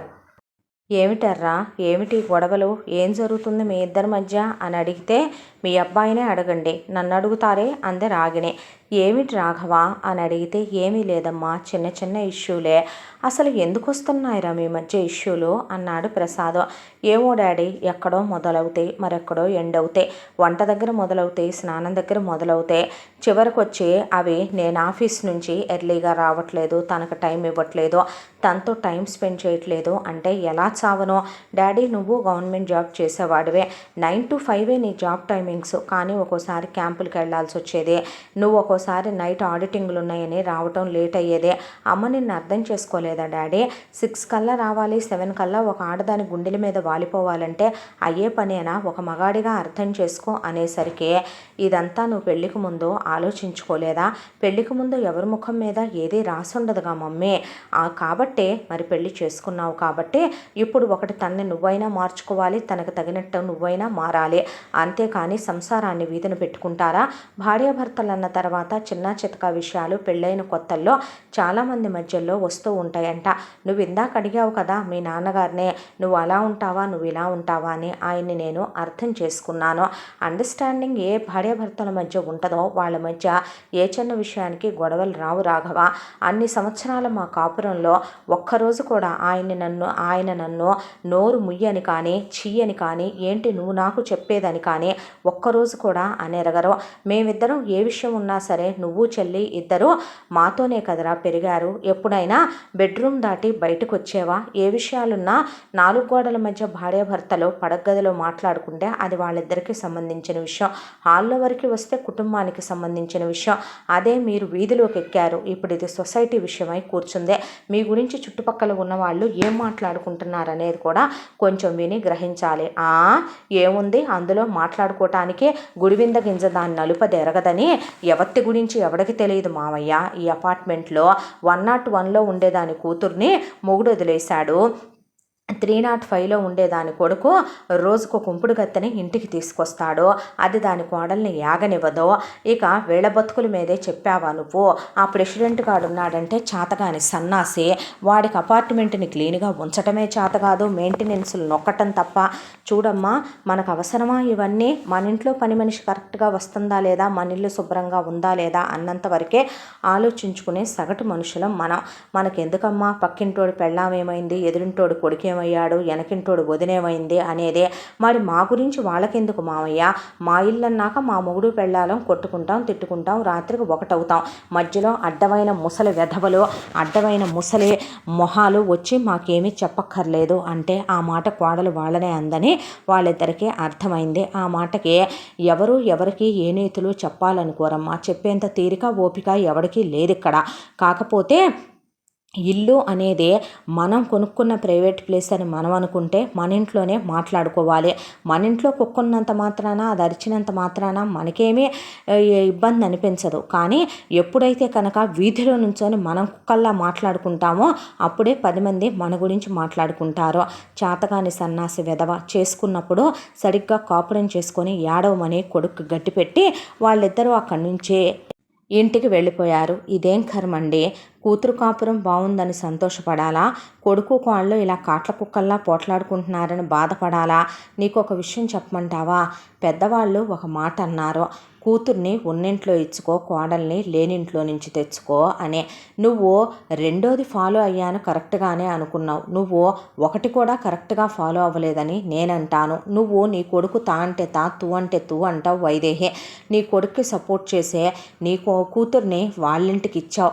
అలాంటి వాళ్ళింటికి ఇచ్చి మనమ్మాయి ఒబ్బిడితో సంసారం నెట్టుకొస్తోంది అనుకోకుండా నువ్వు ఆపోజిట్గా ఇంకా మనమ్మాయి సంసారం బాగానే ఉంది అంటున్నావు. ఎవరి సంసారాలు ఎలాగున్నాయో ఎవరికి తెలుసు అన్నాడు ఆయన. ఈలోపు రోజులు అలా గడిచిపోతూ కరెక్ట్గా వీళ్ళ యానివర్సరీ 2 రోజులు ఉందనగా ఇద్దరి పెళ్లి రోజులు ఒకటే కాబట్టి భర్త ఎంతో ఇష్టపడి 25 లక్షల రూపాయలు బైక్ అడిగాడని రుక్మిణి ఎగ్జిబిషన్ల మీద ఎగ్జిబిషన్లు పెట్టి ఒక్క నిమిషం ఖాళీగా లేకుండా తండ్రి డబ్బులు ఇస్తాడని తెలిసి కూడా ఆయన డబ్బులతో కొనకూడదు, తన కష్టార్జితంతో కొనాలని 25 లక్షలు పెట్టి బండి కొని డెలివరీ పుట్టింటి దగ్గర ఇమ్మనమని సర్ప్రైజ్గా భర్తకి ఇద్దామని అమ్మకు ఫోన్ చేసి, అమ్మ ఒకటి తీసుకొచ్చిస్తారు, నువ్వు తీసుకో అని చెప్పింది వైదేహికి. అలాగేనమ్మా అంది ఆవిడ. ఈలోపు ఆనంద్ తెల్లాడితే వాళ్ళ యానివర్సరీ కాబట్టి ఇక ఆ రోజు చాలా ఎర్లీగా ఇంటికి వచ్చాడు. మధ్యాహ్నం 12ంటికి భోజనానికని వచ్చిన వాడు ఇక ఆ టైంలో రుక్మిణిని లాక్కెళ్తే పైకి ఆ రాత్రంతా తలుపు తీనివల ఆకలితో పొట్ట మాడిపోతున్నా సరే ఆ జ్యూసులు ఈ జ్యూసులని ఆమె నోట్లో పోస్తూ రాత్రంతా ఐ లవ్ యూలు చెప్తూ ఇక నీ పడక సుఖంలో నేను స్వర్గాన్ని అనుభవిస్తున్నాను ప్రియా, చెలి, అది ఇది అని చెప్పి ఆమెని రాత్రంతా నిద్ర లేవనివ్వకుండా అలా పడగదిలోనే ఉంచేసి ఆనందించడం మొదలుపెట్టాడు. కరెక్ట్గా రాత్రి 1:02 మధ్యలో కింద ఇంటి తలుపు ఠంగు ఠంగుమని మోగింది. పరిమళ వాళ్ళదే. మోగేసరికి పరిమళ విశ్వనాథం వెళ్తే విశ్వనాథం వెళ్ళి తలుపు తీసేసరికి ఎదురుగా బ్యాగ్ తీసుకొని రాగిణి చంప మీద 2 చెంపల మీద 5 ఏళ్ళు కనపడుతున్నాయి, వాతలు తేలే.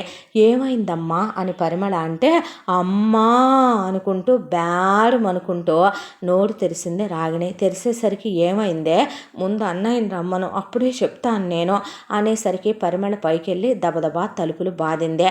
భర్త ఇక మధ్యాహ్నం నుంచి రెస్ట్ లేకుండా పడక సుఖాన్ని అనుభవించడం వల్ల ఏమో కానీ ఒళ్ళు తెలియకుండా రుక్మిణి ఆదమర్చిపోయి పడిపోయి నిద్రపోతుంది బెడ్రూమ్లో. తల్లి తలుపు కొట్టేసరికి లేచి గబగబా బట్టలు వేసుకొని ఇక బాత్రూంలోకి వెళ్ళి మొహం కడుక్కొని ఏంటమ్మా అన్నాడు ఆనంద్. ఓసారి కిందకి రారా, చెల్లి బ్యాగ్ తీసుకొని వచ్చింది, చంపల మీద వాతలు తేలున్నాయి అనేసరికి ఇక తలుపు దగ్గరకు కొడేయకుండా గబగబా మనే భార్యని అలాగే నగ్నంగా వదిలిపెట్టి దుప్పటొకట వేది విసిరేసి కింద గబగబా వెళ్ళాడు ఆనంద్. ఏమైందే, ఏంటి టైంలో అర్ధరాత్రి అన్నాడు ఆనంద్ చెల్లెల్ని. అనేసరికి అన్నయ్య అని ఆయన నన్ను కొట్టాడన్నయ్య అంది. దేనికి కొట్టాడే? ఒకటా రెండా, ఎన్నని చెప్పను, ఏమని చెప్పను, ఒక దగ్గర మొదలుపెట్టి ఒక దగ్గర ఆపగలనా? రుక్మిణి పైకి కనపడదు కానీ ఫోన్ చేసి నా మీద వాళ్ళమ్మకి ఎన్ని చాడీలు నూరిపోస్తుందో తెలుసా అమ్మ? నన్ను వేరు కాపురం పంపించినట్టే పంపించి మా అత్త కూతురుతో యాకమయ్యి నన్ను ఇంటికి రమ్మనమని చెప్పి పని మనిషిని రావద్దు అని చెప్పి మా అత్త నా చేత పైన నుంచి అటక మీద అంట్లు కూడా తీయించి నా చేత బండి గిన్నెలు కడిగించి బట్టలు ఉతికిచ్చి డాబాలు కడిగించి వాటర్ ట్యాంకులు కడిగించి బాత్రూములు కడిగించి బూజులు దులిపించి ఇన్నిన్ని పిండి వంటలు చేయించి చుట్టాలకి బంధువులకి అందరికీ పంపించి నా చేత వెట్టి చాకిరీ చేయిస్తోందమ్మా. ఉద్యోగానికి వెళ్ళటం మా మామయ్యకి ఇష్టం లేదు. ఎంత వ్యంగ్యంగా ఎంత చులకనగా మాట్లాడతాడో తెలుసా అతను. వావి వరసలు లేకుండా అమ్మాయి నీ నడువేంటి ఉండే కొద్దీ సన్నబడిపోతుందనే, ఏంటి ఇదివరకు లేదో నువ్వు మంచి స్లిమ్ అయ్యావని, నీ బుగ్గలు యాపిల్ పళ్ళులా ఉంటాయని, చిచ్చి ఎలా మాట్లాడతాడో తెలుసా మా మావయ్య. ఇవన్నీ వింటూ నీ మొగుడు చవట ఏం చేస్తున్నాడే అన్నాడు ఆనంద. వాణ్ణి చవటని నువ్వనుకో, నీకేం తెలుసో ఆఫీసులో ప్రాజెక్టు వర్కులు ఉన్నాయని అబద్ధాలు చెప్పి రోజుకొక ఆడదాంతో తిరిగి వస్తున్నాడమ్మా. పైగా నోరెత్తితే ఇంట్లో నన్ను ఊరుకోట్ల కొడుతున్నాడు, తిడుతున్నాడు, హింసలు పెడుతున్నాడు, నరకాలు పెడుతున్నాడు. పుట్టింటి పరువు పోకూడదని ఎన్నిటికని దిద్దుకొని వెళ్ళిపోతున్నానో తెలుసా నేను. పైగా డైరెక్ట్గా అపార్ట్మెంట్లోనే ఒకటి పెళ్ళాన్ని మరిగాడు. ఇదివరకు దానికి కనపడాలని జబ్బలు కనపడేలా బన్నీలు వేసుకొని దాని ముందు బాల్కనీలో నుంచొని జిమ్ములు చేసి గడ్డం చేసుకునేవాడు. ఆ తర్వాత ఇక డైరెక్ట్గా దాన్ని తెచ్చి నేను బయటికి వెళ్ళి వచ్చేపాటికి అవ్వ చెప్పుకుంటే సిగ్గుచేటు ఇంట్లోనే నగ్నంగా బట్టలు లేకుండా బెడ్రూమ్లో దాంతో కలిసి కులుకుతున్నాడు.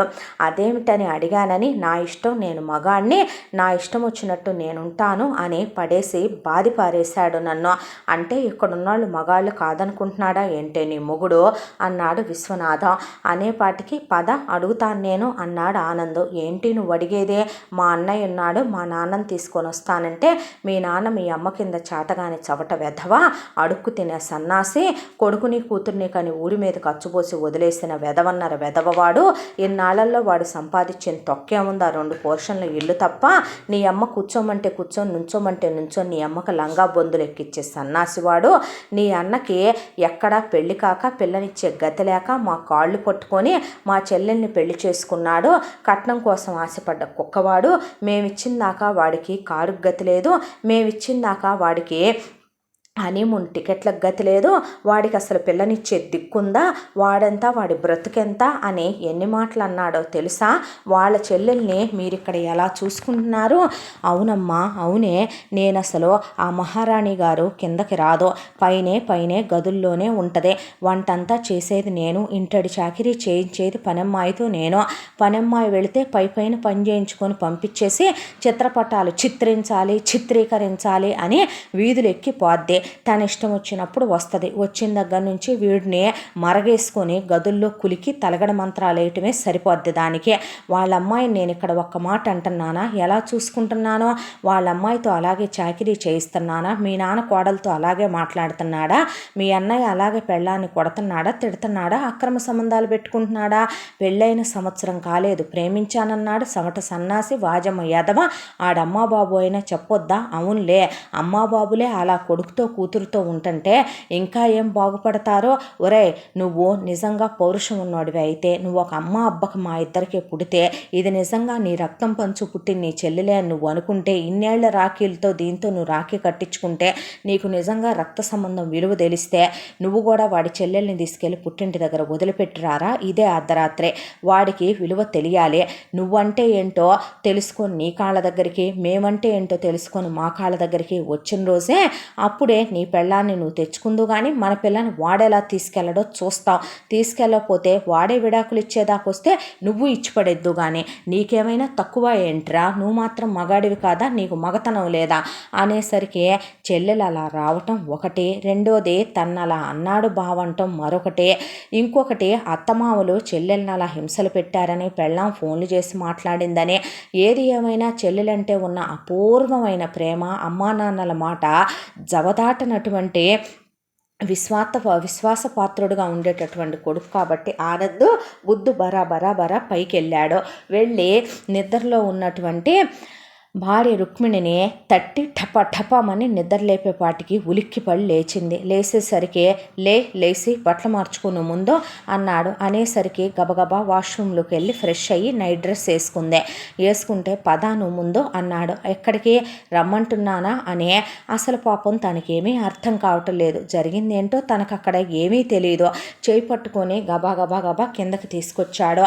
అక్కడ నుంచోనున్న రాగిణిని చూస్తే తను ఎందుకు ఏడుస్తుంది, ఏం జరిగింది అసలు, ఇప్పుడు ఎందుకు వచ్చింది, అన్న ఏడి, అమ్మ నాన్న ఎక్కడున్నారు అంటూ ఉండగానే కారెక్కు ముందు అనే కారెక్కించుకుంటే ఎక్కడికి వెళ్తున్నాం అనేసరికి అర్ధరాత్రి 2-3 మధ్యలో కరెక్ట్గా వాళ్ళ పుట్టింటికి ఒక పర్లాంగు దూరం ఉందనంగా అక్కడ కారు అయిపోసి నువ్వు ముందు కారు దిగు అన్నాడు. అనేసరికి రుక్మిణి కారు దిగి ఏమైంది ఆనంద్, ఏంటిదంతా అంటూ ఉండగా కనీసం సమాధానం కూడా చెప్పకుండా అక్కడి నుంచి కారు పోనిచ్చి వెళ్ళిపోయాడు ఆనంద. వీధి అందరి ముందు కూడా అప్పుడప్పుడే లేచి మెల్లమెల్లగా ఇక కొంతమంది గుమ్మాలు కడిగించుకొని ముగ్గులు పెట్టించుకునే వాళ్ళు, కొంతమంది పనోళ్ళు, అప్పుడప్పుడే అక్కడక్కడ ముసలోళ్ళు వాకింగులకు వెళ్ళేవాళ్ళు, ఆసనాలు వేసుకునే వాళ్ళు ఒక్కొక్కళ్ళుగా లేవటం మొదలుపెట్టారు. ఇంకా పూర్తిగా తెల్లవారలేదు. ఆ నైట్ డ్రెస్సులో వీధిలో అలా 1/2 కిలోమీటర్ చొప్పున నడుచుకుంటూ ఇంటికి వెళ్ళి బెల్లు కొట్టింది. ఏంటమ్మా ఈ టైంలో వచ్చావు, లోపలికి రావచ్చా అమ్మా, వీధిలోనే నుంచొని చెప్పనా అనేసరికి రామ్మా అనేసరికి లోపలికి వెళ్ళి రుక్మిణి కళ్ళల్లోంచి నీళ్లు ధారలుగా కారిపోతుంటే ఏమైంది తల్లి అని అడిగితే ఏమైందో ప్రమాణపూర్తిగా నాకు తెలియదమ్మా. రాత్రంతా కూడా మేమిద్దరం నిన్నంతా బాగానే ఉన్నాం. ఈరోజు మా పెళ్లి రోజు కదమ్మా, కాబట్టి పెళ్లి రోజు కోసం అని చెప్పి నిన్న చాలా పెందలాడే పువ్వులు తీసుకొని స్వీట్స్ తీసుకొని వచ్చి రాత్రంతా హ్యాపీగా గడిపాము నాన్నగారు. అయితే ఏంటో అర్ధరాత్రి వచ్చాడు, తలుపు కొట్టాడు, నన్ను రెడీ అవ్వమన్నాడు, తెచ్చి ఇలా వీధిలో వదిలేసి అనాథలా దిక్కులేని దానిలా సమాధానం చెప్పకుండా వెళ్ళిపోయాడమ్మా. అసలు ఏం జరిగిందో నాకేమీ తెలియదు నాన్నగారు అంటే, ముందు తనెందుకు అక్కడికి వచ్చింది, వీడు కూడా వచ్చాడా అని అడిగాడు ప్రసాద్. లేదు నాన్న, తను మాత్రం ఏడుస్తోంది అనేసరికి ఆ చేతగాని ఎదవకు ఫోన్ చేస్తా ఉండు అనేసరికి పొద్దున్నే 6 అయింది. 6 అయ్యేసరికి రాఘవకు ఫోన్ చేస్తే ఏంటమ్మా అన్నాడు. ఒరే పనికి మాలిన సన్నాసి, ఏం జరిగిందిరా మీ ఇద్దరి మధ్య, ఆ అమ్మాయి పుట్టింటికి వెళ్ళటం ఏంటి, నువ్వు ముందు కొంపకు సావు అంది వైదేహి. అనేసరికి ఇంటికి వచ్చాడు. ఇదేంటి ఇక్కడుంది అన్నాడు రుక్మిణిని చూసే. మరి ఉండదా, నువ్వు వాళ్ళమ్మాయిని ఏదో చేశావని వాళ్ళు మనమ్మాయిని మన ఇంటికి తోలినట్టున్నారు. ఆ రోజు కుండ మార్పిడి పెళ్ళిళ్ళు వద్దే పనికి మాలిందానా, వద్దురా పోరంబొకల వెదవా అంటే విన్నారా. అమ్మ కొడుకులు కలిసి గెంతి నాను రెత్తనిచ్చారా, వాళ్ళనంటారే నాన్న, వాళ్ళిద్దరూ చెప్పిన దానికి డూడు బసవన్నలా మీరెందుకు తలూపారో అంద రుక్మిణి. అసలేం జరిగిందిరా, ఏం జరగటం ఏంటమ్మా, నా పెళ్లి రోజు కొత్త ఈరోజు చెల్లి దాంతో పాటు. అవును, అయితే నిన్న నేను ఆఫీస్ నుంచి ఎర్లీగా వచ్చానమ్మా, వచ్చేసరికి ఇంట్లో లేకుండా తన ఫ్రెండ్స్కి మ్యారేజ్ డే కాబట్టి పార్టీ ఇవ్వటానికని అడ్డగుడ్డలు కట్టుకొని ఇక బెత్తి డ్రెస్ ఒకటి వేసుకొని టింగు అనుకుంటూ కారు డ్రైవ్ చేసుకుంటూ పబ్బుకు పోయి రావటం లేట్ అవుద్ది అని చెప్పింది ఫోన్ చేస్తే. ఈలోపు నేను సర్ప్రైజ్గా ఉంటుందని ఇల్లంతా బెడ్రూమ్ అంతా డెకరేట్ చేసుకుంటూ ఇష్టమైనవన్నీ ఫుడ్ ఐటమ్స్ తెచ్చి డైనింగ్ టేబుల్ నిండా పెట్టుకున్నాను. ఈలోపు అపార్ట్మెంట్లో నాకు ఒక అతను ఫ్రెండ్ అయ్యాడు. అయితే అతను అర్జెంటుగా ఇంపార్టెంట్ పని మీద వాళ్ళ ఊరు వెళ్ళాల్సి వచ్చిందంట.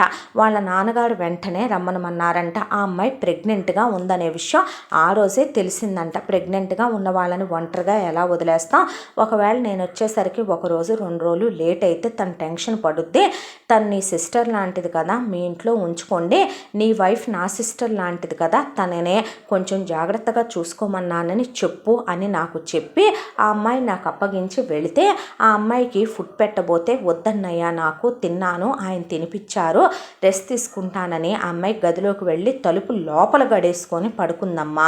పడుకుంటే ఇది వచ్చిందే. వచ్చేసరికి బయట అమ్మాయి చెప్పులున్నాయి, నేను హాల్లోనే కూర్చొని ఉన్నాను, రాగానే విషయం ఇది అని చెప్పాను. అంతే, బజార్ దానిలాగా ఇంత గొంతేసుకొని నీకు పెళ్ళాంతో సంసారం చేయటానికి బాడీలో పార్ట్లు ఏవి పనిచేయవు, కానీ నీకు ఊళ్ళో ఆడవాళ్ళ దగ్గర అన్నీ యాక్టివేట్ అవుతాయిరా నీకని పరమ అసభ్యంగా అపార్ట్మెంట్లో వాళ్ళందరూ వినే సంగతి అలా ఉంచు. ఆ అమ్మాయిని పట్టుకొని ఏమే కులుకులాడి, నీకన్నా వేసెల్నయ్యం నా మొగుడే దొరికాడేమే, నీ మొగుడు మగాడు కాదా, వాడికి మగతనం లేదా, వాడు నిన్ను ఊరి మీదకు వదిలేశాడేమే, గంటకి ఎంత ఇస్తానన్నాడు నా మొగుడు, ఎప్పటి నుంచి రంకు సాగుతోంది అనేసరికి ఆ అమ్మాయి మొగుడుకు ఫోన్ చేసిందే.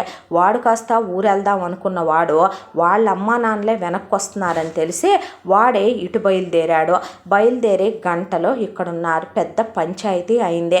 పంచాయతీ అయ్యి రాత్రి 1 గంటకి ఇక వాళ్ళు, ఒరేయ్ నువ్వు మగాడివేనా, చేతగాని వెదవా, ఇలాంటి బజార్ దాన్ని పెళ్లి చేసుకొని ఏమని కాపురం చేస్తున్నావురా, నీ మొగుడు రెడీగా ఉన్నా మా కోళ్ళేమీ రెడీగా లేదు, నీ మొగుడు ఏమన్నా పెద్ద మగాడు అనుకుంటున్నావేంటే, లాగిపెట్టి కొడితే పగిలిపోద్దని దీని మీదకి వచ్చాడు ఆ అమ్మాయి మొగుడు. ఆ అమ్మాయి మొగుడు మీదకి ఇది చెయ్యెత్తేసరికి ఆ అమ్మాయి దీన్ని ఫుల్లుగా 4 ఇచ్చిందే.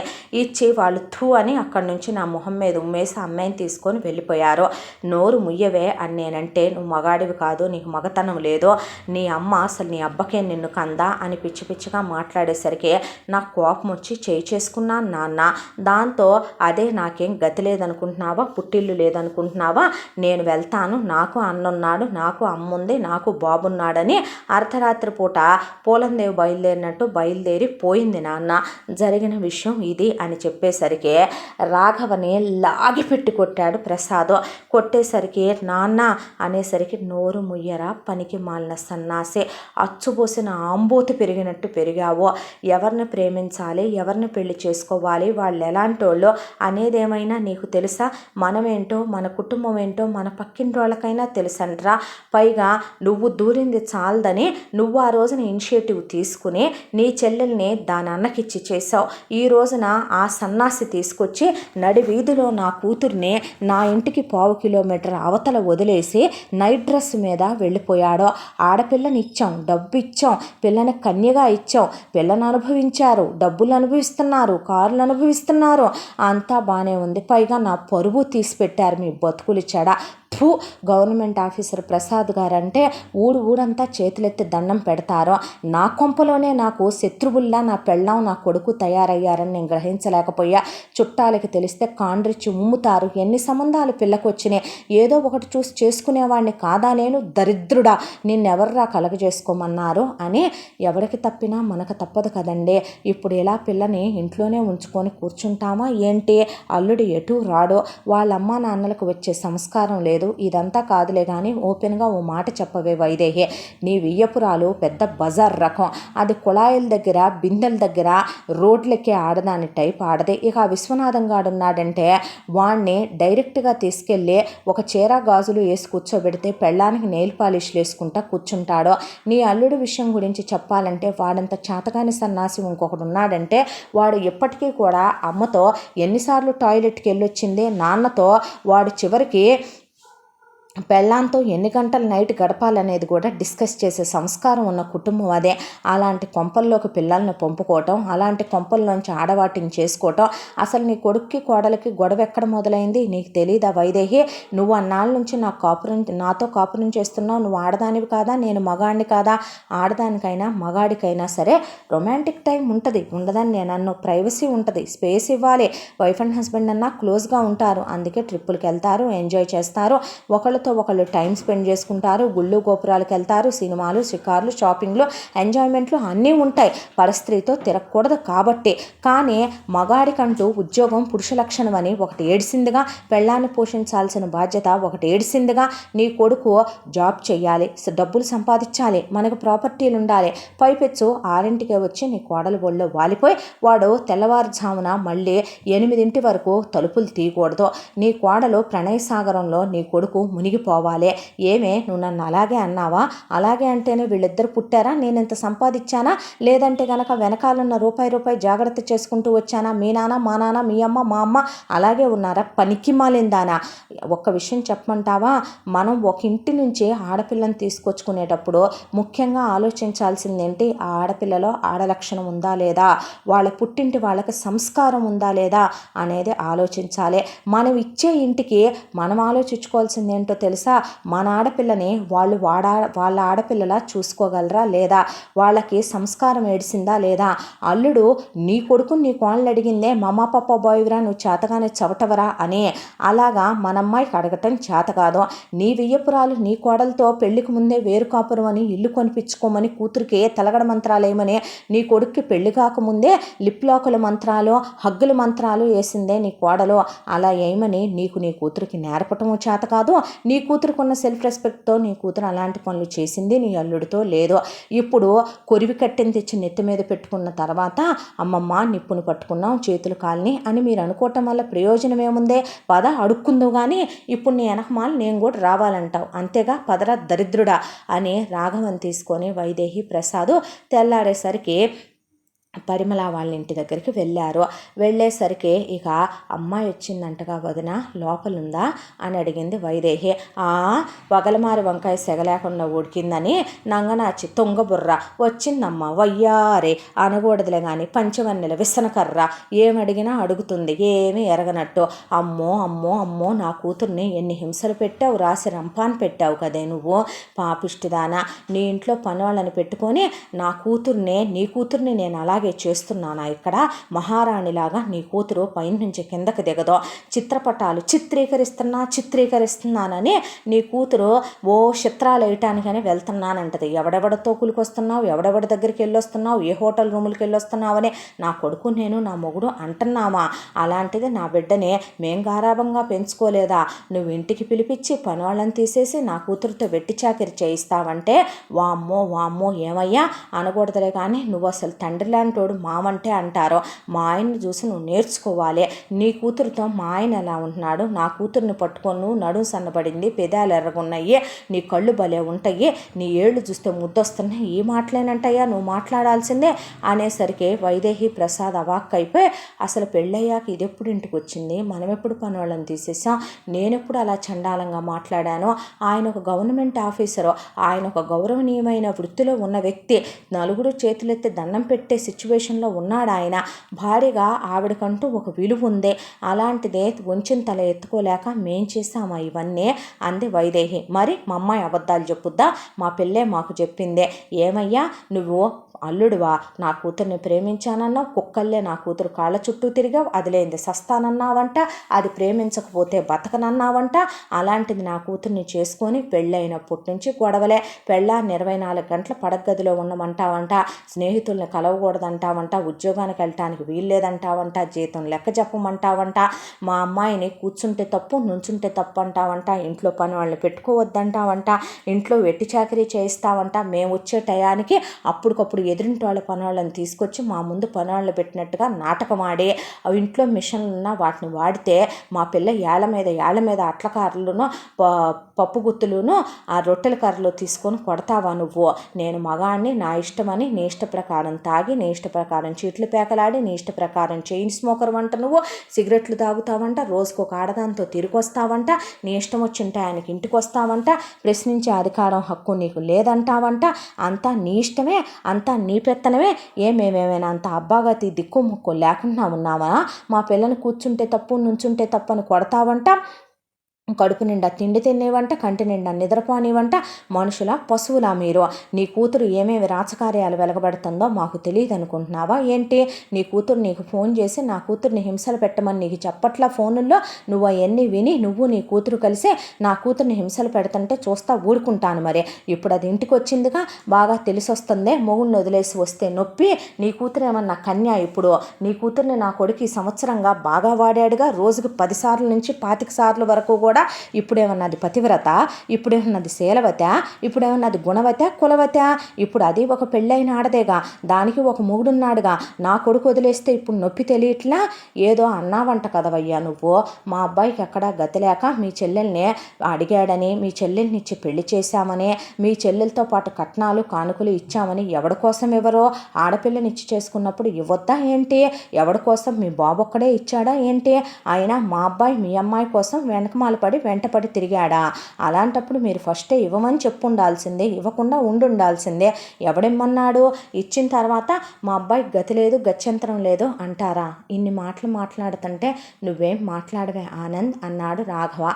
అనేసరికి ఏం మాట్లాడమంటావురా? నిజమేగా, నీ చెల్లెలు గాడి తప్పిన ఆడదనేది నిజం. నీ చెల్లెలు పెయింటింగ్స్ వేస్తున్నానని గాలికి తిరిగొచ్చే మాట నిజం. నీ చెల్లెలికి ఒక మొగుడు ఒక మగాడు చాలదనేది నిజం. నీ చెల్లెలు నా చెల్లెల మీద నీ అమ్మకి చాడీలు చెప్తుందనేది నిజం. నీ అమ్మ బాబు నువ్వు కలిసి, నీ చెల్లెలు కలిసి నా చెల్లెల్ని నరకాలు పెట్టారనేది నిజం. నువ్వు కొట్టిన దెబ్బలే దాని చెంపల మీద సాక్ష్యం. పుట్టింట్లో తప్ప అది ఎక్కడ నిజాలు చెప్పుకుంటుందిరా? ఎన్నాళ్ళు అబద్ధాలతోనేగా కాపురం చేసుకుంటూ వచ్చావు. నీ చెల్లెలేమన్నా ఇప్పుడు కన్య, పతివ్రత? నేను దాన్ని వాడేయలేదా? నేను దాన్ని వాడేసినందుకు నువ్వు నా చెల్లెల్ని వాడిన దానికి లెక్క సరిపోయింది కదూ. ఇప్పుడు బాగా నీ ఇంట్లోనే కూర్చోబెట్టుకొని దాన్ని ఏం చేసుకుంటావో చేసుకో, అప్పుడు తెలిసొస్తుంది నీకు. అనేపాటి నేను దాన్ని గతిలేక చేసుకున్నానా? ఏరా, నాకే ఆడది దొరక్క చేసుకున్నాను అనుకుంటున్నావా? అవునరా, ఏ ఆడది దొరక్కే చేసుకున్నావు. నీకేం మేము పిల్లనిస్తామల్లా. నా పెళ్లి చూపులకు వచ్చి, నా ఎంగేజ్మెంట్కి వచ్చి నువ్వు అడుక్కొని నీ అమ్మా నాన్నలతో అడిగించుకొని, నీ చెల్లెలు నన్ను బ్రతిమిలాడితే మా అమ్మా నాన్నల కాళ్ళు పట్టుకుంటే నేను అప్పుడు ఇచ్చారు నా చెల్లెల్నే. అందుకేరా రోజుకొకడు గంటకొకడు కావాలిగా పిలిపించుకోదానికి. ఏం కూసావురా నువ్వని ఇద్దరు అక్కడ కొట్టుకున్నారు. రాగిణి ఏమీ ఎరగనట్టు వాళ్ళ అమ్మా నాన్నల వెనకాల నుంచుంది. రాఘవ, ఇప్పుడు ఇదే కాపురానికి వచ్చిన నేను దీంతో కాపురం చేయను, విడాకులు నోటీస్ తీసుకోవటానికి రెడీగా ఉండు. దీన్ని ప్రేమించడం నేను చేసిన మొదటి తప్పు, దీన్ని పెళ్లి చేసుకోవటం నేను చేసిన రెండో తప్పు. పదండి అని చెప్పి అక్కడ ప్రసాదు, విశ్వనాథం రాఘవని ఆనందని విడగొడితే ఇద్దరు షట్లు పట్టుకొని కొట్టుకోవటం అయిపోయిన తర్వాత, నీ చెల్లెలు వచ్చి నా కాళ్ళు పట్టుకున్న రోజే అది కాపురానికి వచ్చిందంటే ఈ జన్మకు అది జరగదు. నీ చెల్లెలు చెప్పినవన్నీ పచ్చి అబద్ధాలు, ఒక్కటి కూడా అందులో నిజం లేదు. అది మీరు తెలుసుకున్న రోజున మీరే నాకు సారీ చెప్పి క్షమాపణ చెప్తారో, నేనే మీకు చెప్తానో తెలుస్తుంది లేరా. పదండి రాఘవ వైదేహిని ప్రసాద్ని తీసుకొని ఇంటికి వచ్చాడో. అలా వచ్చాడో లేదో, మేడం డెలివరీ అంటూ డెలివరీ బాయ్ వచ్చాడు. ఏంటయ్యా అదే అని వైదేహి అంటే, బైక్ మేడం, 25 lakhs అండి, ఇది బైక్ వచ్చింది, ఇక్కడ సంతకం పెట్టండి. వైదేహి ప్రసాద్ గారి పేర్ల మీద వచ్చిందండి అంటే, ఎవరికమ్మా? ఈరోజు మీ పెళ్లి రోజు కదరా, నీ చెల్లిది, దాని మొగుడిది, నీది, నీ పెళ్ళాందే. మొగుడు కోసమని పాపం తెప్పించుకున్నట్టుంది. దానికోసమే ఈ సంవత్సర కాలంగా అది ఒక్క నిమిషం కూడా రెస్ట్ తీసుకోకుండా దాని కష్టార్జితంతో మొగుడుకు కొనివ్వాలని అది పెయింటింగ్స్ వేసి ఎగ్జిబిషన్లో పెడితే అమ్మిన డబ్బులతో వచ్చిన డబ్బులతో కొనుక్కున్నట్టుందిరా అంది వైదేహి. రాఘవ ఆ బండి వైపు అలాగే చూశాడు. తన భార్య కనీసం ఇంతకాలంలో ప్రేమించినప్పుడు కానీ, పెళ్ళైన తర్వాత కానీ కనీసం రాఘవ కోసం సింగిల్ పెన్ను కూడా కొన్నట్టు రాఘవకు గుర్తులేదు. చెల్లెలు ఆనందని ఎంత ప్రేమించిందో, ఆనందనే సర్వస్వం అని ఎలా అనుకుందో, ఒక భర్తతో హానెస్ట్గా ట్రూగా ఎలా కాపురం చేసి వచ్చిందో అర్థమై ఇదంతా తన వల్లేనని రాఘవ తల పట్టుకొని కూర్చున్నాడు. ఆ రోజు నుంచి ఇక రాఘవ ఉద్యోగానికి వెళ్ళటం మొదలు పెడితే ఏడ్చి రుక్మిణి కళ్ళల్లో నీళ్ళు ఇంకిపోయినాయి. రుక్మిణి ఒక్కటే ఆలోచించడం మొదలుపెట్టింది, అసలు జరిగిన దాంట్లో తన తప్పు ఏముంది? ఇదేనా పెళ్ళికి అర్థం? ఇదేనా ప్రేమకి అర్థం? అసలు తను తన భర్త అంతకు ముందు వరకు ఎలా గడిపారో, ఎలా అలా తనని తీసుకొచ్చి అనాథలా దిక్కులేని దానిలా వదిలిపెట్టి వెళ్ళగలిగాడో ఏమీ అర్థం కాలేదో. తల్లి భోంచేయమ్మా అంటే మనసు బాగోక వద్దందే. నువ్వు ఇలా ఉండొద్దు తల్లి అని చెప్పి కూతుర్ని దగ్గరికి తీసుకుంటే ఏమన్నారమ్మా వాళ్ళు అని అడిగితే, నీ మొగుడు ఇలా అన్నాడమ్మా, అన్నయ్య నీ మొగుడు కొట్టుకున్నారు, ఆ తర్వాత అది ఇలా చెప్పిందంట, ఇలా ఇలా అనుకున్నారమ్మా అనేసరికి ఏమీ మాట్లాడలా, అదే మౌనం. ఇక కళ్ళల్లోంచి నీళ్లు ధారలుగా కారిపోతూనే ఉన్నాయి రుక్మిణికి.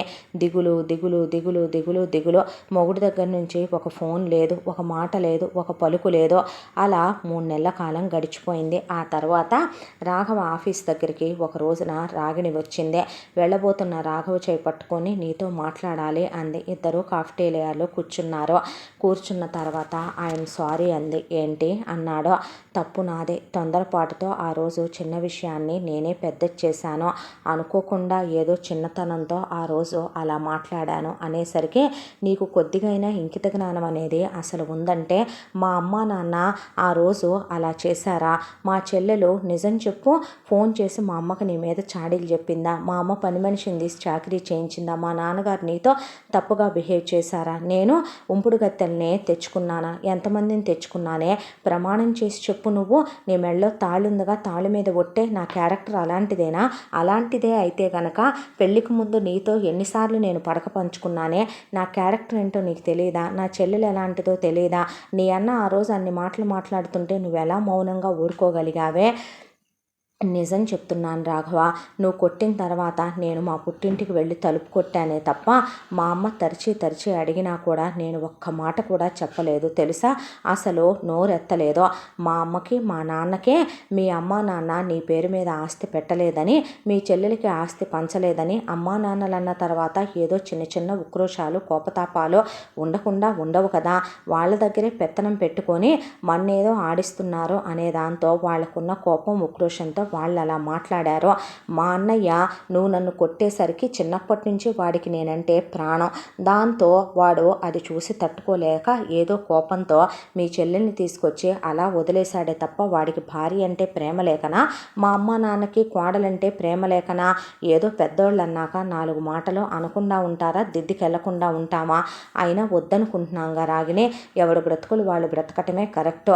నేనెటు తప్పుడు వాడిని, నా ఫ్యామిలీ ఎటు మంచిది కాదు. ఎందుకు నువ్వు మాలాంటి వాళ్ళతో ఉండలేరులేవే, మీకు తగ్గ గొప్పోళ్ళు మీకు దొరుకుతారులే అంటే, నాకు దొరుకుతారు మరి నా కడుపులో ఉన్న నీ బేబీకి అంది. అనేసరికి రాఘవ్ మెత్తబడిపోయి ఏంటి అన్నాడు. అనేసరికి నాకు తెలుసురా నీ బలహీనతలు అనుకొని, నేను ఇప్పుడు ప్రెగ్నెంట్ తెలుసా, నేను కడుపుతో ఉన్నాను అంటే, నేను అప్పుడే కడుపుతో ఉన్నాననే కదా ఇప్పుడు నాకు 4th మంత్ అంటే, అప్పుడు నాకు 1st మంత్ కంప్లీట్ అయిందనే కదా మన యానివర్సరీకి. కడుపుతో ఉన్నవాళ్ళకి రకరకాల మూడ్ స్వింగ్స్ ఉంటాయి. దాంతో ఆ రోజు ఏదో తెలిసి తెలియక చిన్న వయసు చిన్నతనంతో ఏదేదో మాట్లాడాను. ఇది మంచి ఇది చెడు అని మా అమ్మ నాన్న చిన్నప్పటి నుంచి నన్ను గుండెల మీద వేసి ఆడించుకొని గారాబంతో నాకు నేర్పించలేదు. దాంతో భర్తతో ఎలా ఉండాలి, అత్తమామలతో ఎలా ఉండాలి, ఆడపడుచుతో ఎలా బిహేవ్ చేయాలో నాకు తెలియలేదు. రేపు కడుపులో ఉన్న నీ బిడ్డ డాడీ డాడీ అంటూ భూమి మీదకి వస్తాడు. వచ్చిన తర్వాత మా నాన్న ఏడమ్మా అంటే ఎవరిని చూపించను, ఏమని చెప్పను? కడుపులో బిడ్డని చంపేసి నేను కూడా చచ్చిపోతానులే, అప్పుడు ప్రశాంతంగా ఉందిగానే అనేసరికి రాఘవ్ మెత్తబడిపోయి నిజంగా నువ్వు ప్రెగ్నెంటా అనేసరికి రిపోర్ట్లు స్కానింగ్లు చూపించి మన బేబీ చాలా హెల్తీగా ఉందంట తెలుసా నీకు అనేసరికి రాఘవ కడిగిపోయి అవునా అనే మనిషి మెత్తపడిపోయాడు. నాకు తెలుసురా నీ బలహీనత నీ బలం అనుకుంది రాగిణి. అనుకునేసరికి ఇక ఆ తర్వాత తల్లికి కింద నుంచి సక్సెస్ అని మెసేజ్ పెట్టి డ్రామాకి రెడీగా ఉండమని మెసేజ్ పెట్టింది వాళ్ళ అమ్మకే.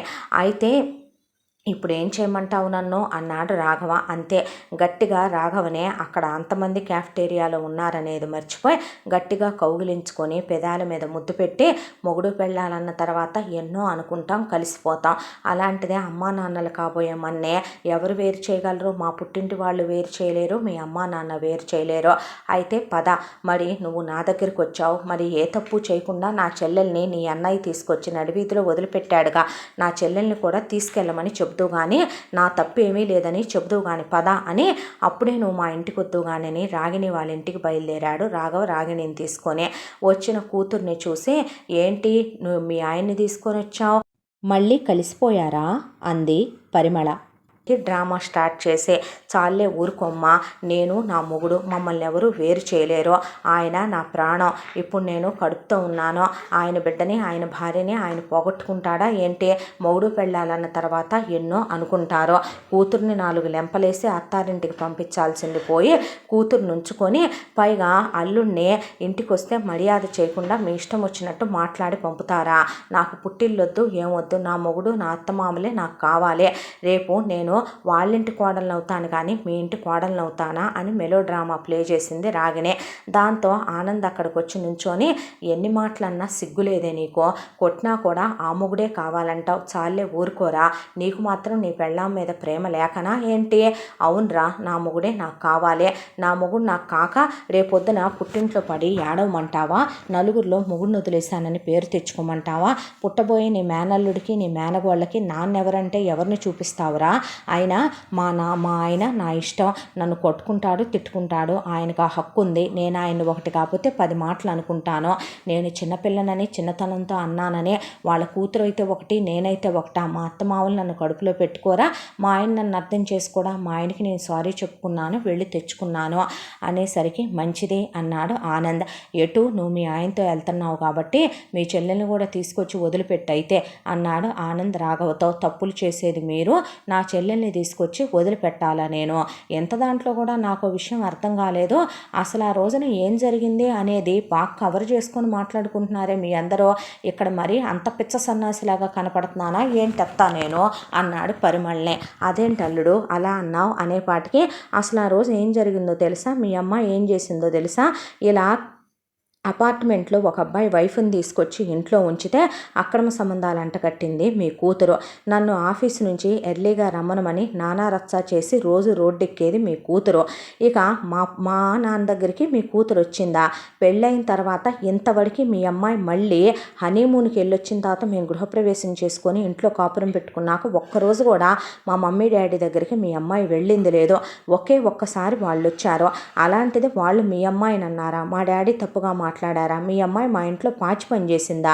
మా చెల్లెలకి మా అమ్మకి ఫోన్ చేసే అలవాటు ఉందా? ఆ అలవాటు ఉంటేనే మా చెల్లెలు పగలనక రాత్రనక కష్టపడి పెయింటింగ్లు వేసి వాటితో ఎగ్జిబిషన్లు పెట్టి నువ్వు బైక్ అంటే ఇష్టం అన్నావని 25 లక్షలు పెట్టి నీ కోసం సర్ప్రైజ్గా ఇద్దామని బైక్నే మా మమ్మీ డాడీ పేరు మీద పుట్టింటి దగ్గర డెలివరీ ఇమ్మనమని చెప్పుద్దా అన్నాడు రాఘవ. ఆ మాటలకి మళ్ళీ పరిమళ డ్రామా స్టార్ట్ చేసింది. దొంగ మొహందాన, పిచ్చి మొహందాన, ఒక్కటేస్తే సరి, అమ్మవు కాబోతున్నావు, కడుపుతో ఉన్నావని ఊరుకుంటున్నావు. ఏదో చిన్న వయసు, తెలియక ఏది పడితే అది వాగటమే. సీరియల్స్ ప్రభావం, సినిమాల ప్రభావం, స్నేహాల ప్రభావం. అలా చెప్తారంటే అత్తామామల మీద ఆడపడుచు మీద పిచ్చి పిచ్చి సినిమాలన్నీ చూడటం, అడ్డమైన బ్రెయిన్కి ఎక్కించుకోవటం, ఎదవ సీరియళ్ళన్నీ చూడటం, వాటి గురించి కలలు కంటాం. ఆ కలలన్నీ నిజమైపోతాయేమోనని కడుపుతో ఉండి మూడ్ స్వింగ్స్తో రకరకాలుగా మైండ్ పాడైపోయి మాకేదేదో చెప్పి కంగారు పెట్టేశావు కదే. అల్లుడు చెప్పిందాక మాకేమీ తెలియలేదు. సారీ అల్లుడు, ఇవన్నీ పట్టించుకోకమ్మా. ఎంతైనా నువ్వు లవ్ చేసి చేసుకున్నావు, ఇప్పుడు అమ్మా నాన్నలు కాబోతున్నారు. అది ఎంత కాదన్నా నీ పెళ్ళామా చెప్పు. ఇప్పుడు ఏంటి నువ్వు అనేదే? నా కూతుర్నే మీ ఇంటి దగ్గర వదిలిపెట్టి నీ చెల్లెల్ని ఎంతైనా మా కోడలు కాదా ఏంటి?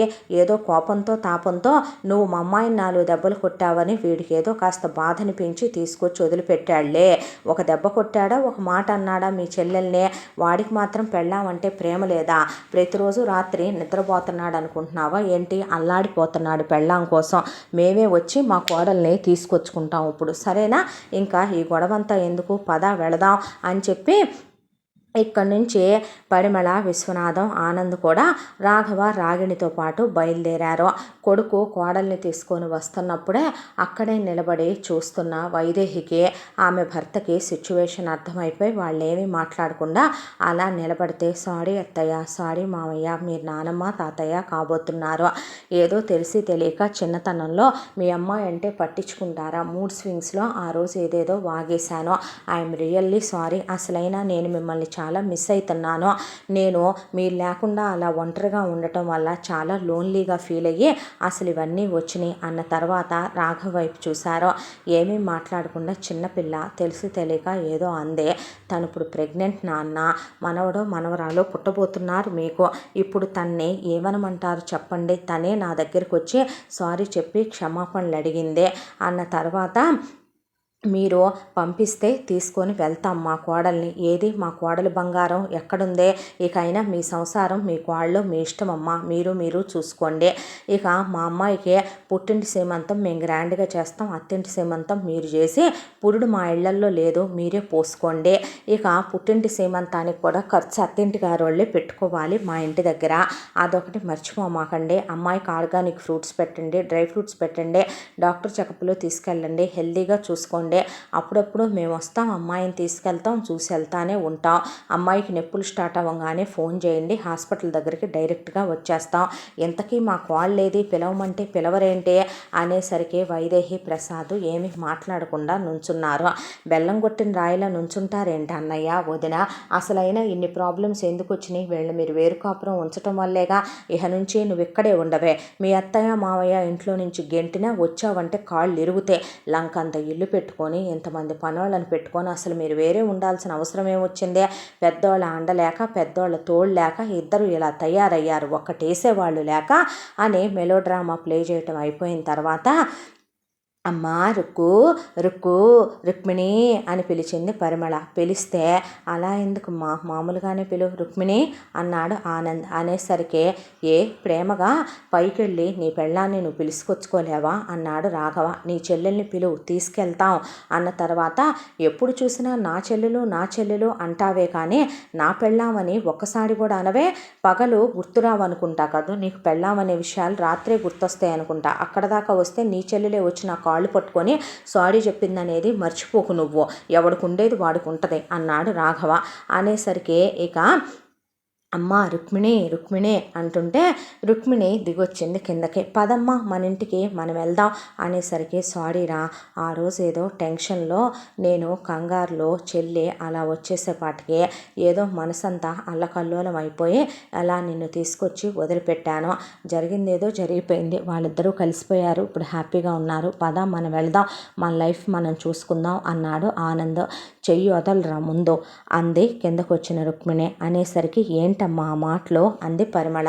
అనేసరికి నోరు మూస్తారా మీరింకా అంది రుక్మిణి. ఏం మాటలవి నువ్వు? పెద్ద చిన్న లేకుండా పిచ్చి పట్టిందా నీకు అన్నాడు ఆనంద్. అసలు ఎవరు నువ్వు? నీకు నాకు సంబంధం ఏంటి? నీకు నాకు సంబంధం ఏంటో నీ మెళ్ళో తాళి నడుగు చెప్పుద్ది, నీ నొసట్లో కుంకుమ నడుగు, కాలి మెట్ల నడుగు.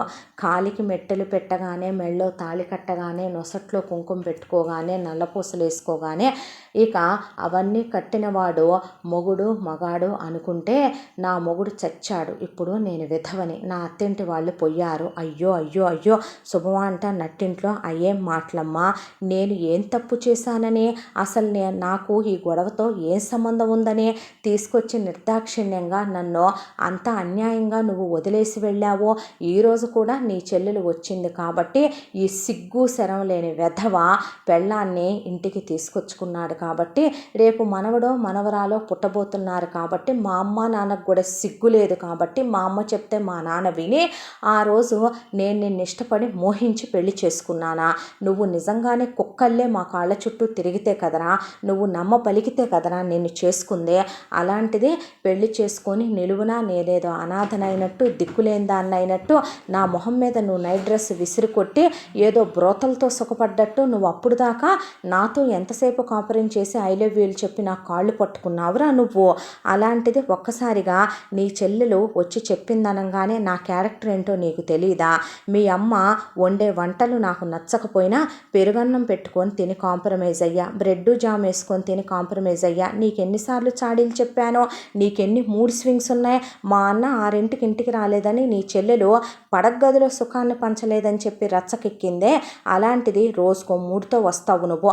ఒకరోజు ఎర్లీగా వస్తే వస్తావు, ఒకరోజు లేటుగా వస్తావు, ఒకరోజు ఆఫీసులో ఎవరో ఏదో అన్నారంటావు, ఒకరోజు నీకు ఆఫీసులో హైక్ పడిందంటావు. నీ మూడ్ స్వింగ్స్ అన్నిటినీ అర్థం చేసుకోవాలి. ఒక్కోసారి మీద చెయ్యేస్తే లే అవతలకి పో అవతలకి అంటావు, ఒక్కోసారి నువ్వే వచ్చి కౌగిలించుకుంటావు, ఒక్కోసారి నీకు 10 గంటల పాటు నాకు ఆకలై నీరసం వచ్చి కళ్ళు తిరిగిపోతున్నా, నువ్వు అర్ధరాత్రి పూట నిద్రలో ఉన్నప్పుడు నన్ను లేచి నిన్ను సుఖపెట్టాలి. ఎందుకంటే నేను ఆడదాన్ని కాబట్టి, నాకంటూ ఇక మనస్సాక్షి అనేది ఉండకూడదు అని నువ్వు అనుకుంటావు కాబట్టి. అంత దాంట్లో కూడా నేనేమైనా అన్నానా? పెళ్లి చేసుకున్నందుకు, అమ్మా నాన్న నిన్నిచ్చి చేసినందుకు నేను ఏ ఎదవని ప్రేమించలా. ఎందుకంటే నాకు ఎవరి క్యారెక్టర్ కరెక్ట్ అనిపించలా.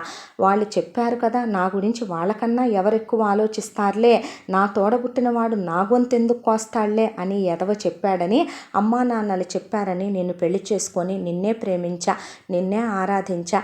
ఏంటి నేను చిత్రాలు చిత్రీకరిస్తున్నానా? నేను చిత్రాంగిన, నాకు చిత్రాంగిలాగా చాడీలు చెప్పటము, నాకు చిత్రాంగిలాగా ఇక మొగుడు చాలక వెళ్ళి పక్కింటి వాళ్ళ మగాళ్ళందరినీ కావాలనుకోవటం నాకు చేత కాదో. నేను నీతో కాపురం చేయాలని అనుకోవట్లేదు, రావాలని అనుకోవట్లేదు. మర్యాదగా ఇక్కడి నుంచి నడిస్తే మంచిది ఇక మీరు అని అక్కడి నుంచి లోపలికి వెళ్ళిపోయింది రుక్మిణి. అమ్మ ఏదో కోపంలో ఉందిలే, వీడు ఆ రోజు అలా చేశాడని. 4 రోజులు పోతే కోపాలు తాపాలు ఉంటాయా? పొద్దుగుకేపాటికి మొగుడు గుర్తురాడు, అన్నాళ్ళ పాటు పొందిన సుఖం శరీరం అలవాటు పడింది, 4 రోజులు పోతే మళ్ళీ అదే కావాలని కోరుకుంటుందిలే కానీ పద అని చెప్పి అక్కడి నుంచి పరిమళ మొగుడిని కొడుకుని తీసుకొని వచ్చేసింది. వచ్చిన తర్వాత ప్రతిరోజు ఇక చెండుకు తినటం మొదలుపెట్టింది రాగిణి రుక్మిణిని. మా అన్నయ్యతో నువ్వు కాపురానికి వెళ్ళొచ్చుగా, మా అన్నయ్య దగ్గరికి వెళ్ళొచ్చుగా, రాత్రి అయితే నేను మీ అన్నయ్య కాంప్రమైజ్ అయిపోవట్లేదా, కాపురం చేసుకోవట్లేదా, మూడు పెళ్ళాలన్నాక ఓ మాట అనుకోకుండా ఉంటారా? నీకు మా అన్నయ్య అందించే సుఖాన్ని పుట్టిల్లు అందించగలుగుద్దా? నీకు మా అన్నయ్య గుర్తు రావట్లేదా? వాడితో గడిపిన క్షణాలు గుర్తు రావట్లేదా? ఆడదానికి పగలే కాదమ్మా, రాత్రి కూడా ఉంటుంది. మొగుడు మగాడు అందించే సుఖం ఎవడందించగలడో నీ శరీరం కోరుకోవట్లేదా, కాంక్షించట్లేదా? నువ్వు సంవత్సరం కాపురం చేసిన ఆడదానివే కదా అని ఇక ఎక్కడైనా ఆడపడుచు వదిన్ని చెండుకు తింటది, వదినే ఆడపడుచుని చెండుకు తినటం మొదలుపెట్టింది. ఇక్కడ ఈ టార్చర్ భరించలేక తల వాసిపోవటం మొదలైంది ఒక పక్క నుంచే రుక్మిణికి. ఒకరోజు ఇక మొత్తానికి మా అమ్మాయిని పుట్టింటికి పంపిస్తారా అని ఫోన్ చేసింది పరిమళ. మీ అమ్మ వాళ్ళు రమ్మంటున్నారు వెళ్ళమ్మాయి అంది వైదేహి. అనేసరికి వెళ్ళింది రాగిణి ఇంటికి. ఏం చేస్తుంది నీ ఆడపడుసు? ఏముంది, చిత్రీకరిస్తుంది చిత్ర. ఏం చేస్తుంది? మొగుడితో కాపురం చేయవా, వెళ్ళవా అంటే గంటల గదుల్లో కూర్చొని ఆలోచించుకుంటుంది. అదేందో మా అత్త మామ కూడా దాన్ని కాపురానికి వెళ్ళు, మొగుడితో సంసారం చేసుకో అని చెప్పట్లా. నేను చెప్తుంటే నీకెందుకు అమ్మాయి, నీ సంగతి, నీ కడుపులో బిడ్డ సంగతి నువ్వు చూసుకో అని దానికి ఎంత నోరు లేసింది అనుకుంటున్నా అమ్మా?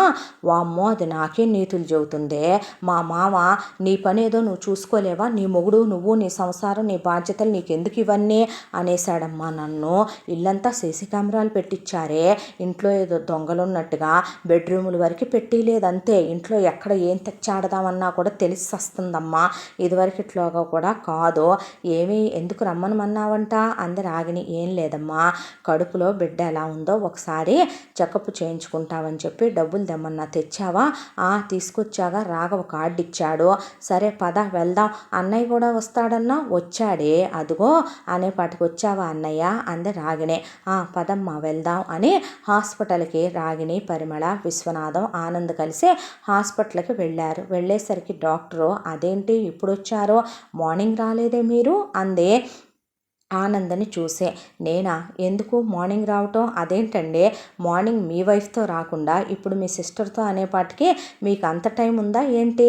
అదేంటి, వైఫ్ని ఇలాంటి టైంలో ఒక్కళ్ళనే వదిలిపెట్టకూడదండి, వాళ్ళకి ఎంతైనా సరే మీ తోడు మీ సపోర్ట్ అవసరం కాదంటారా అంది డాక్టర్. అనేసరికి ఏమైంది ఇప్పుడు తనెందుకు వచ్చింది హాస్పిటల్కి అన్నాడు ఆనంద్.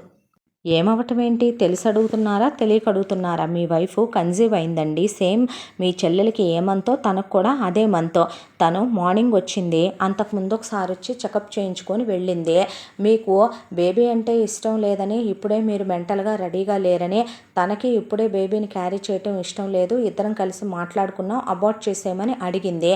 నేను ఈరోజు పొద్దున్నే ఎంటీ స్టమక్తో రమ్మనమన్నాను, అబార్షన్ కూడా చేసేసానే, గంట క్రితమే మీ ఆవిడ ఇంటికి వెళ్ళింది అని చెప్పేసరికి ఇక గుండెలు మండిపోయిన వీళ్ళు ముందు అంత దాంట్లో కూడా రాగిణికి చెకప్ చేయించుకొని బేబీ హెల్దీగా ఉందని తెలిసి మెడిసిన్స్ అన్నీ తీసుకొని ఫ్రూట్స్ గిట్స్ మొత్తం తీసుకొని రాఘవ కార్డు మీదే డైరెక్ట్గా వెళ్ళి వైదేహి ప్రసాద్ దగ్గరికి ముందు మీ కూతుర్ని బయటికి రమ్మను మన అత్తయ్య, నీ కూతురు ఎక్కడుందో అనేసరికి నా కూతురేనా, నీకేం కాదా అన్నాడు ప్రసాద్. అనేసరికి రాఘవ ఏంటే మందల మేకల మంది వచ్చినట్టు వచ్చారు ఇంటి మీదకే, ఎప్పుడు ఒకళ్ళగా వచ్చి మాట్లాడే అలవాటు మాత్రం ఉండదు మీ కొంపలో ఎవరికి అనేసరికి నువ్వు ఆగల్లుడు, నువ్వు తెలిసి తెలియకుండా మాట్లాడు మాకు అనవసరంగా అంది పరిమళ. ఇప్పుడు మళ్ళేం కొంపలు మునిగిపోయినాయి అని కొంపదీసి మీ అమ్మాయి కడుపులో అటు ఇటుగా వాళ్ళు ఎవరన్నా పెరుగుతున్నారని తెలిసిందా ఏంటత్తా అన్నాడు రాఘవ. చచ్చా మాకేం కర్మ, మా అమ్మాయి నికాల్స్గా నీతో అదేలేండి మాట్లాడితే బాగోదు ఇంకా ఆపేయండి అన్నాడు రాఘవ. కాపురం చేసి నికాల్స్గానే మా అమ్మాయి కడుపు తెచ్చుకుంది, మా అమ్మాయి కడుపులో పిండం గట్టి పిండం, అది బాగానే ఉంది, అమ్మా నాన్నల కలిపింది, వాళ్ళు సుఖంగా సంతోషంగా బాగానే ఉన్నారు, ఇక్కడ మాట్లాడాల్సింది అది కాదు, నువ్వు రుక్మిణి ముందు కిందకు రా నువ్వు అన్నాడు ఆనందం. అనేసరికి రుక్మిణి వచ్చి నిలబడితే కడుపు తీయించుకున్నావా అన్నాడు. అనేసరికి అసలు కూతురు కడుపు ఎప్పుడు వచ్చిందో వైదేహికి ప్రసాద్కి రాఘవకి తెలియదు. తను ప్రెగ్నెంట్ ఏంటి అన్నాడు రాఘవ. అంత బాగా తెలుసు మరి నీకు అంది రాగిణి. ఏం వాగుతున్నావే అనేసరికి కడుపు తీయించుకున్నావా, అవును తీయించుకున్నాను, ఏంటైతే అంది రుక్మిణి. నా బిడ్డని చంపటానికి నీకేం హక్కు ఉంది, నీకేం అధికారం ఉంది, ఏ అధికారంతో తీయించుకున్నావు, ఏ హక్కుతో తీయించుకున్నావు అన్నాడు ఆనందం. ఎందుకు తీయించుకున్నానంటే నీలాంటి నపుంసకుడితో, నీలాంటి చాతగాని వెధవతో, ఆడంగి వెధవతో కాపురం చేసి నేను తప్పు పాపం చేశాను కాబట్టి నీలాంటి చవటకి వాజమ్మకి నేను పిల్లల్ని కని నీ అమ్మ కింద నీ చెల్లెల కింద తొత్తుల్ని చేయకూడదు అనుకున్నాను కాబట్టే నాకు నీతో మళ్ళీ లైఫ్ షేర్ చేసుకోవాలని, నీతో కాపురం చెయ్యాలని, నీ ఇంటికి రావాలనే ఉద్దేశం లేదు కాబట్టే లైఫ్లో నేను ఏదైనా ఒకటే ఛాన్స్ ఇస్తానని నీకు తెలుసు ఆనంద్, అది నువ్వు పోగొట్టేసుకున్నావు. ఇంకా నీకు లైఫ్లో ఇంకో ఛాన్స్ అంటూ నేను ఇవ్వలేను. ఎందుకో తెలుసా, నువ్వు ఏం చేసినా నేను భరించుకుంటూ వచ్చాను. ఎన్నాళ్ళో తెలుసా, పెళ్ళైన దగ్గర నుంచి, మన ఫస్ట్ నైట్ అయిన దగ్గర నుంచే నీకు శారీరక సుఖం 24 గంటలు అందించే ఒక ఆడది కావాలి. మీ అమ్మకి మూడ్ స్వింగ్స్ ఉంటాయి, మీ అమ్మ మనుషులతో మాట్లాడదు, మీ నాన్న మాట్లాడడం, అలా అని మీ అమ్మ వాటి మీద వీటి మీద పెట్టి దెప్పుతూ ఉంటుంది, ఎంచుతూ ఉంటుంది. నాకు పుట్టింటికి ఫోన్ చేసి మా అమ్మకి చాడీలు చెప్పే అలవాట్లేదు, కానీ నీ చెల్లెలు ప్రతిరోజు పుట్టింటికి ఫోన్ చేసి నా మీద చెప్తూనే ఉంటుంది. నేను చిత్రాలు చిత్రీకరిస్తున్నానా?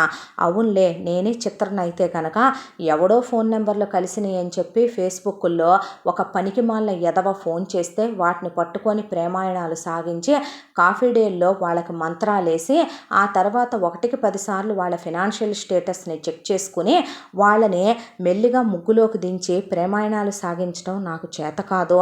నాకు రాసలీలలు సాగించడం చేత కాదు. కూతుర్ని పెళ్లికి ముందే వేరు కాపురానికి ఇల్లు అడగమనమనే తెలివితేటలు, వేరు కాపురం పెట్టుకోవాలనే తెలివితేటలు నేర్పటం మా అమ్మా బాబులకి రాదు, అడగాలని నాకు రాదు. ఆ తర్వాత అడ్జస్ట్ అయిపోతూ వెళ్ళిపోతేనే జీవితం కాంప్రమైజ్ అయిపోవాలి. ఆడపిల్లలు అన్న తర్వాత ప్రతి చిన్న విషయానికి గొడవ పెట్టుకోకూడదు అనుకున్నానే తప్ప సాటి ఆడది ఎలా ఉంటుంది మొగుడితో దాన్ని చూసైనా మనం అలా ఉండాలని ఏ రోజు మీ కూతురుతో నేను పోటీకి వెళ్ళింది లేదు. ఒక్కరోజైనా నీకు నీ అమ్మ మీద, నీ చెల్లెల మీద, నీ బాబు మీద నేను చాడీలు చెప్పానంట్రా? నువ్వు ఎన్ని రకాల మూడ్ స్వింగులతో వచ్చేవాడివి, విసుక్కునేవాడివి, విధులిచ్చేవాడివి. మొగుడిగా భరించాను, సహించాను, కాపురం చేశాను, నీకు సుఖాన్ని ఇచ్చాను, నిన్ను తృప్తిపరిచాను. కాడియేషు దాసి అన్న దగ్గర నుంచి క్షమయ ధరిత్రి వరకు అన్నీ భరించుకుంటూనే వచ్చాను. ఆ రోజు అసలు నా తప్పు ఏమైనా ఉందా? ఏం జరిగిందో నీ చెల్లెలకి పనికిమాలిన ఎదవకి మధ్యలో నాకు అసలు తెలుసా? అలాంటిదే నన్ను నిర్దాక్షిణ్యంగా లేపి తీసుకొచ్చి నడివీధులు నువ్వు ఎప్పుడైతే వదిలేసావో నా దృష్టిలో నువ్వు అప్పుడే చచ్చావు. నేను అప్పుడే విధవని ముండమోసాను. బై ది వై, నేను ఆల్రెడీ విడాకుల నోటీస్ తీసుకొచ్చాను. నీకు ఇంటికే పంపిద్దామనుకున్నా, అంత శ్రమ లేకుండా నువ్వే వచ్చావు. నేను ఇంకా నీలాంటి ఆడదాంతో కాపురం చేయటానికి సిద్ధంగా లేను. నా బిడ్డని ఎప్పుడైతే చంపావో నువ్వు నాకు అప్పుడు అక్కర్లేదు అన్నాడు ఆనందం. ఓ, నీలాంటి ఆడంగి వెధవకి, నీలాంటి చవటకి వాజమ్మకి మాటలు కూడా వచ్చారా? ఆఫీసు నుంచి రాగానే ఆఫీసులో వాళ్ళ విషయాలన్నీ కొడుకుతో చెప్పించుకొని పడగదిలో విషయాలు చెప్పించుకోవటానికి నీ అమ్మ బాబంతా తీసేసిన కుసంస్కారులు కాదులేరా నా అమ్మ బాబో. పైగా నువ్వు ప్రతి విషయాన్ని షేర్ చేసుకోవటం, నీ చెల్లెలు ప్రతి విషయాన్ని షేర్ చేసుకోవటం మీ ఫ్యామిలీ బ్రాండ్ కదా అనేసి మర్యాదగా నా నగలు మీ ఇంట్లో ఉన్నాయి, పంపిస్తే మంచిదే. అలాగే మా నాన్నగారు ఇచ్చిన కారు కీసిట్ ఇచ్చేసి వెళ్ళు. నీ ఒంటి మీద ఉన్నయే మా డాడీ పెట్టిన నగలు. మీకు సిగ్గు అభిమానం మానాభిమానాలుంటే మా డాడీ ఇంకేమైనా ఇచ్చుంటే కనుక మొత్తం పంపిస్తే మంచిదే. మీరు ఒక అమ్మ అబ్బకి పుట్టిన వాళ్లే కదా. వామ్మో వామ్మో వామ్మో, మొగుడిని తన్ని మొగసాలకెక్కిందని కూతురు అన్ని మాటలు మాట్లాడుతుంటే ఇద్దరు శిలా విగ్రహాల్లో బెల్లం కొట్టిన రాళ్ళ నుంచుంటారేంటి? దాన్ని 4 పీకి కాపురానికి పంపాలని తెలియక అది బర్తగిచ్చి కడుపు తీయించుకుంటే చూస్తూ ఊరుకుంటారా? అంటే మావాడికి అంత గతి లేదా? ఆడదగా మీ దానికి అంత నోరు ఉండొచ్చా అంది పరిమళ. ఊరుకుంటున్నాను కదా అని ఎగస్ట్రాలు మాట్లాడకమ్మా. నీ కూతురు ఇంట్లో కాపురం చేసినా చేయకపోయినా మాకు పోయేదేమీ లేదు, కానీ మా అమ్మాయి విషయంలో పిచ్చి పిచ్చిగా వాగితే అస్సలు ఊరుకోను నేను అన్నాడు ప్రసాద్. మా అమ్మ మర్చిపోద్దులే, మనవన్నో మనవరాలనో కన్న తర్వాత నీ కోడలు చీయన్నా థూ అన్నా మమ్మ అలవాటు పడిపోయేగా. ఇప్పుడు నీ కూతురికి అన్నీ ఎదురెదురు చేసుకుంటూ, కోడలు కాబట్టి అన్నీ ఎదురెదురుగా సమర్పించుకుంటూ కూర్చుంటోంది. ఇప్పుడు ప్రపంచానికి ఒక విషయం అర్థం కాదు రాఘవ, ఏంటో తెలుసా? నువ్వు నీ పెళ్ళాం గొడవాడుకుంటే నా మొగుడు నన్ను వదిలేయటం ఏంటి, నేను పుట్టింటికి రావటం ఏంటి, వచ్చిన నేను ఒక తప్పన్నాక మగాడు చేయడా? ఆడది కాంప్రమైజ్ అయిపోకూడదా? దానికే కడుపులు తీయించేసుకుంటారా? నా మొగుడికి మాత్రం రేపొద్దున నా కూతురు కొడుకు మీద ప్రేమ కలగదా? నేను కాపురానికి వెళ్ళొచ్చు కదా అనే. మీ ఇద్దరూ పిచ్చి కుక్కల్లాగా రోజు పోట్లాడుకుంటారు.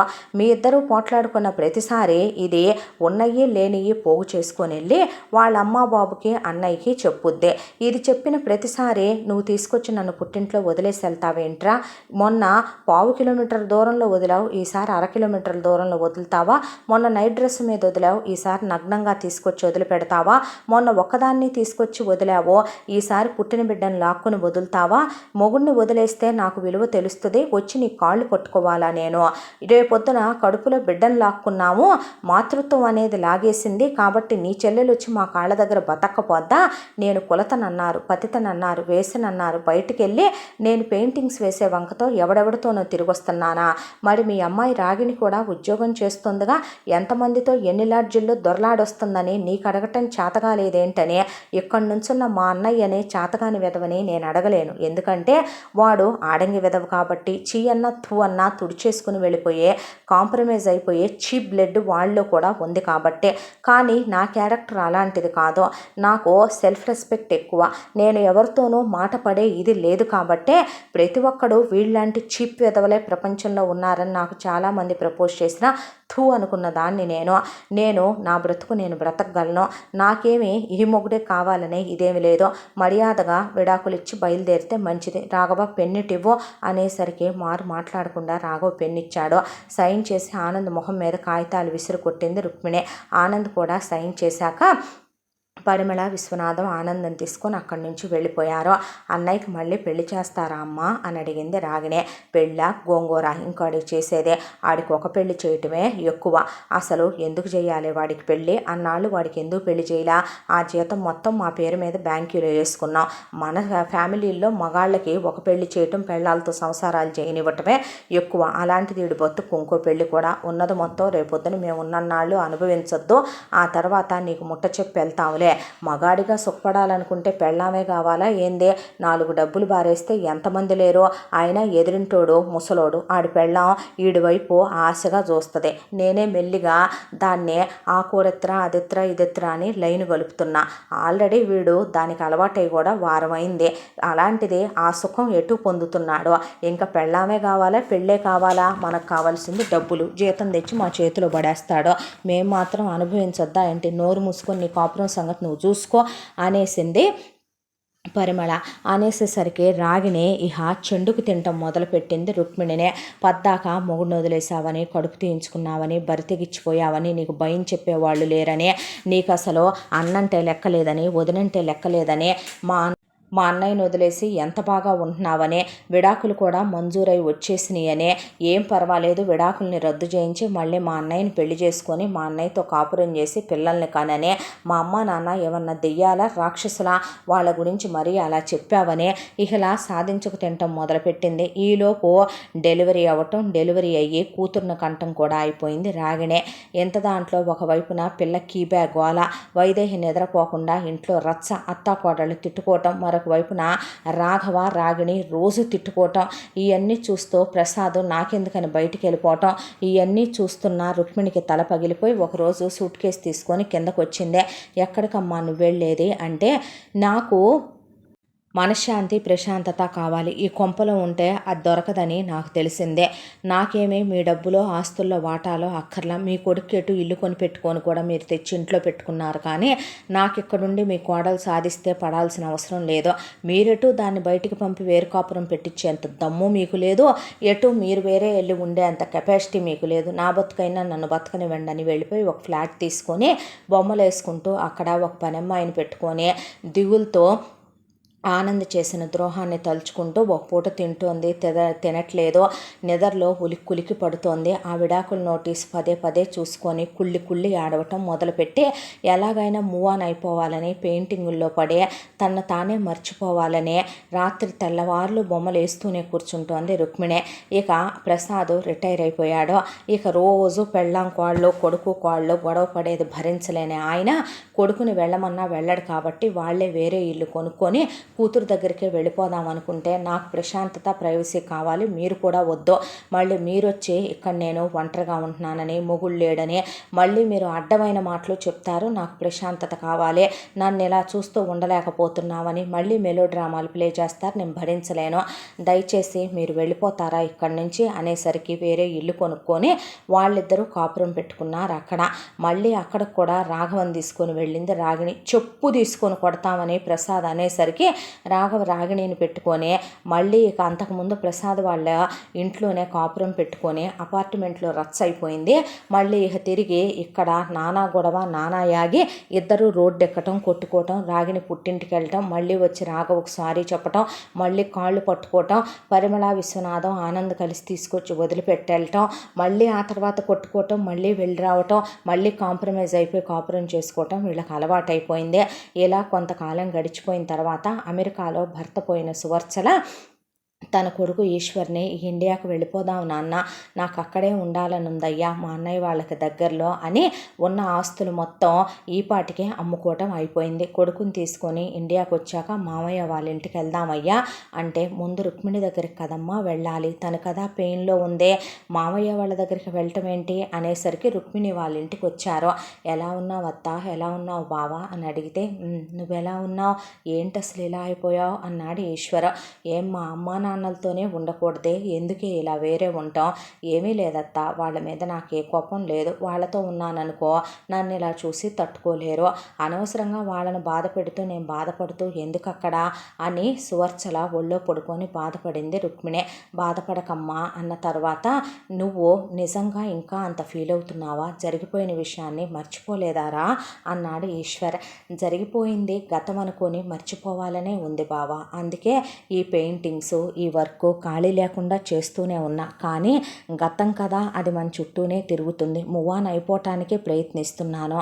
అంటే అంత బలంగా 1 సంవత్సర కాలంలోనే నీ మనసులో అంత నాటుకుపోయినాయా ఆ విషయాలు అని అడిగాడు ఈశ్వర్. జరిగిపోయిన విషయం ప్రేమతో ముడిపడింది కాకపోయినా పెళ్ళనే దాంతో ముడిపడింది కదా, అనవసరంగా ఒకళ్ళని ఒక మాటనే ఒక తప్పు చేయని నేను నా మీద ఎందుకీ బ్లాక్ మార్క్ వేసుకొని ఈ గిల్ట్ తీసుకున్నాననేదే నాకు ఎక్కువ బాధగా ఉంది అంది రుక్మిణి.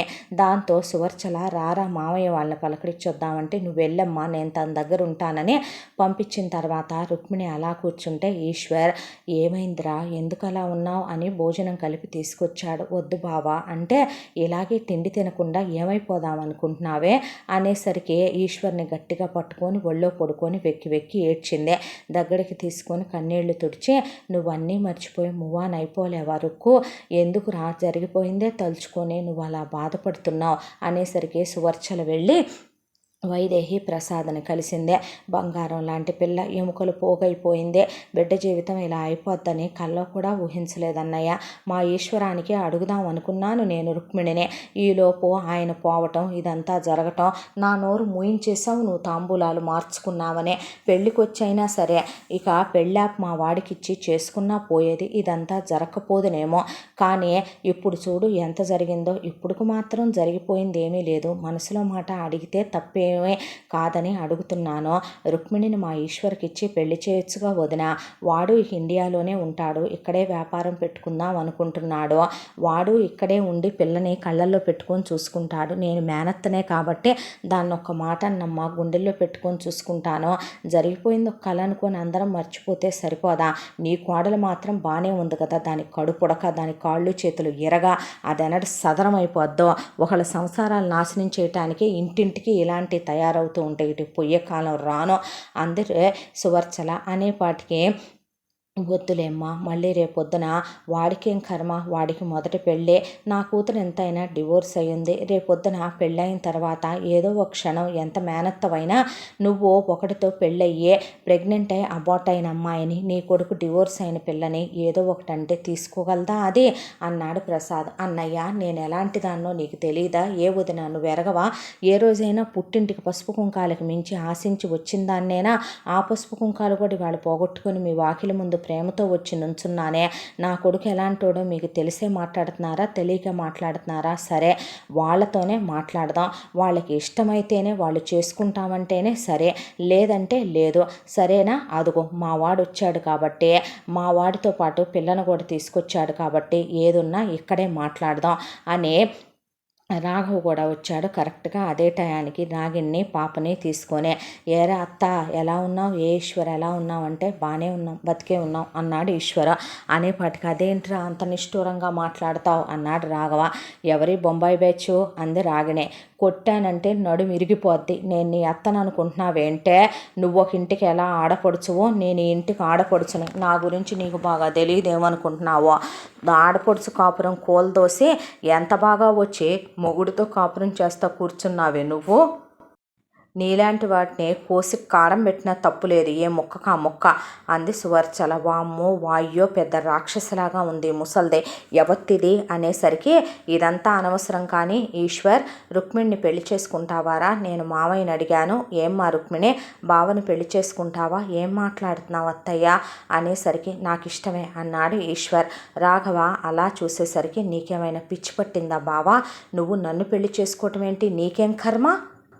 ఇది కర్మని నేను అనుకోవట్లేదు, నా అదృష్టమని నేను అనుకుంటున్నాను. ఇప్పుడు ఏం జరిగిపోయిందనే? అవునే, వాడన్నట్టు ఏమైపోయిందనే? జరిగిపోయింది ఒక పీడకల అనుకో. రాత్రి వచ్చిన కళ పొద్దున్న దాకా గుర్తుపెట్టుకునే వాళ్ళని మూర్ఖులు అంటారు. నువ్వు మూర్ఖురాలివి కాదని నాకు తెలుసు. బావా, నువ్వు మాట్లాడేది ఎలా కరెక్టో నీకు అర్థమవుతుందా అనేపాటికి, ఎందుకు అర్థం కావట్లేదు? నేను నిన్ను ప్రేమించానురా. నువ్వు ఏ రోజైతే ఫస్ట్ టైం నువ్వు అమెరికాకు వచ్చావో అప్పటి నుంచి నేను నిన్ను ప్రేమించాను. కాకపోతే నాకు అందరిలాగా బయటపడే నేను ఎక్స్ప్రెసివ్ కాదే, అందుకే నీతో చెప్పలేకపోయేవాడినే. ఇదిగో ఇవన్నీ నీ వస్తువులు నేను దాచుకున్నాయి. నువ్వు అక్కడికి వచ్చినప్పుడు ఫస్ట్ టైం వేసుకున్న చెప్పులు ఇవే, జీన్స్ ఇదే, నువ్వు పెట్టుకున్న వాచ్ ఇది, బ్రేస్లెట్ ఇదే, నువ్వు తిన్న లాలీపాప్ స్టిక్ ఇదే, నువ్వు తిన్న ఐస్ క్రీమ్ కప్ ఇదే.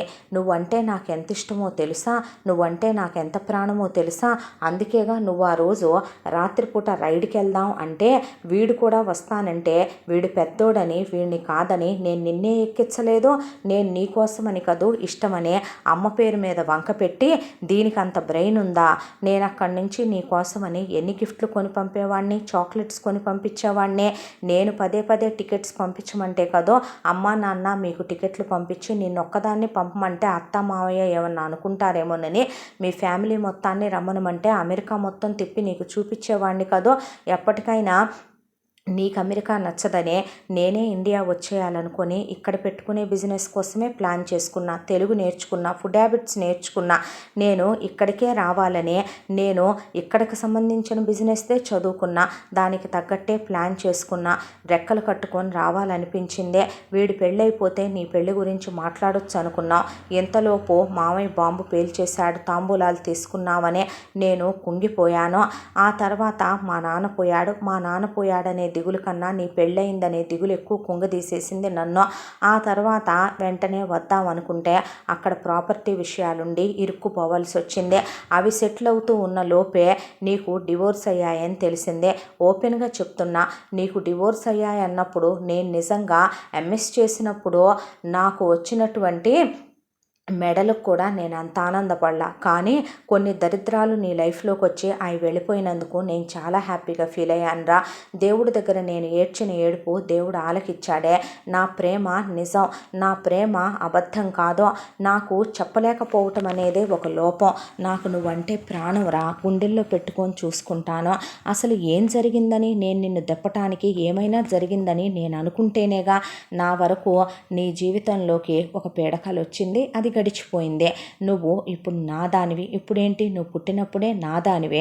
నేను నిన్ను పెళ్లి చేసుకోవటానికి 7 సముద్రాలు దాటి వచ్చాను. పెళ్లి చేసుకుందామా అనేసరికి ఈశ్వర్ని కౌగిలించుకొని, ముందే చెప్పుండాల్సింది కదా బావా, ఇంత భారం ఎందుకు మోయించావు నాతో అనేసరికి ఐఎమ్ రియల్లీ సారీ బంగారం అని రాఘవ్ కూడా కళ్ళు తుడుచుకొని సంతోషపడ్డాడు.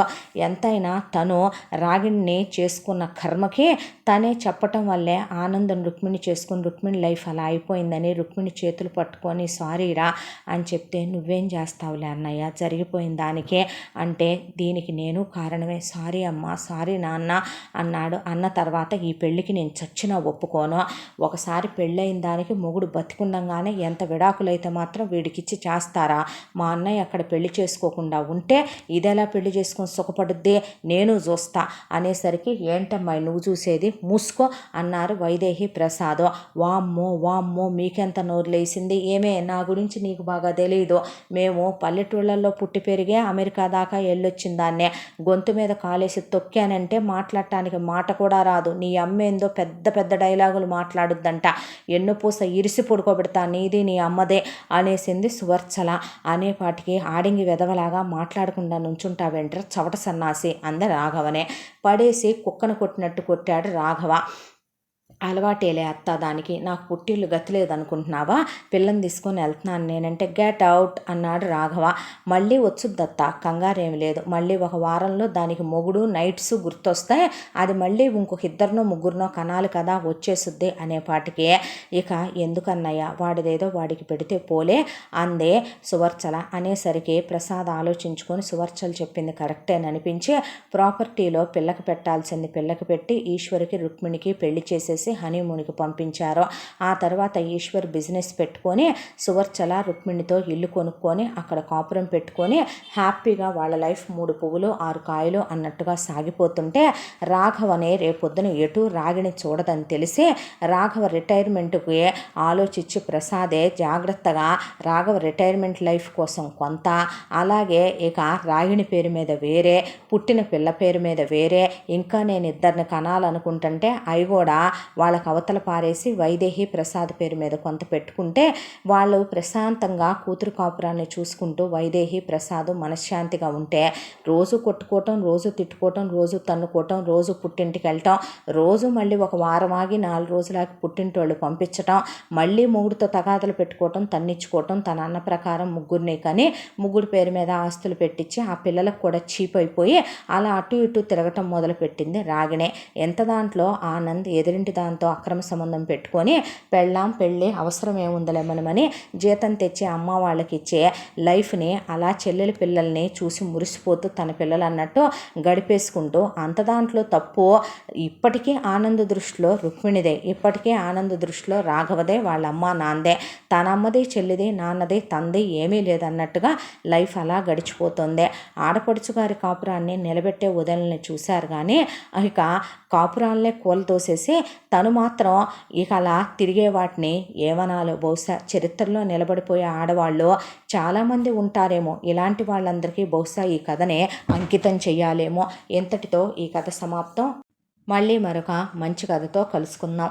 తప్పకుండా మన ఛానల్ని సబ్స్క్రైబ్ చేసుకోండి. ఈ కథను మనకు అందించిన కథా రచయిత్రి జి యామిని శ్రీనివాస్ గారు. Thank you.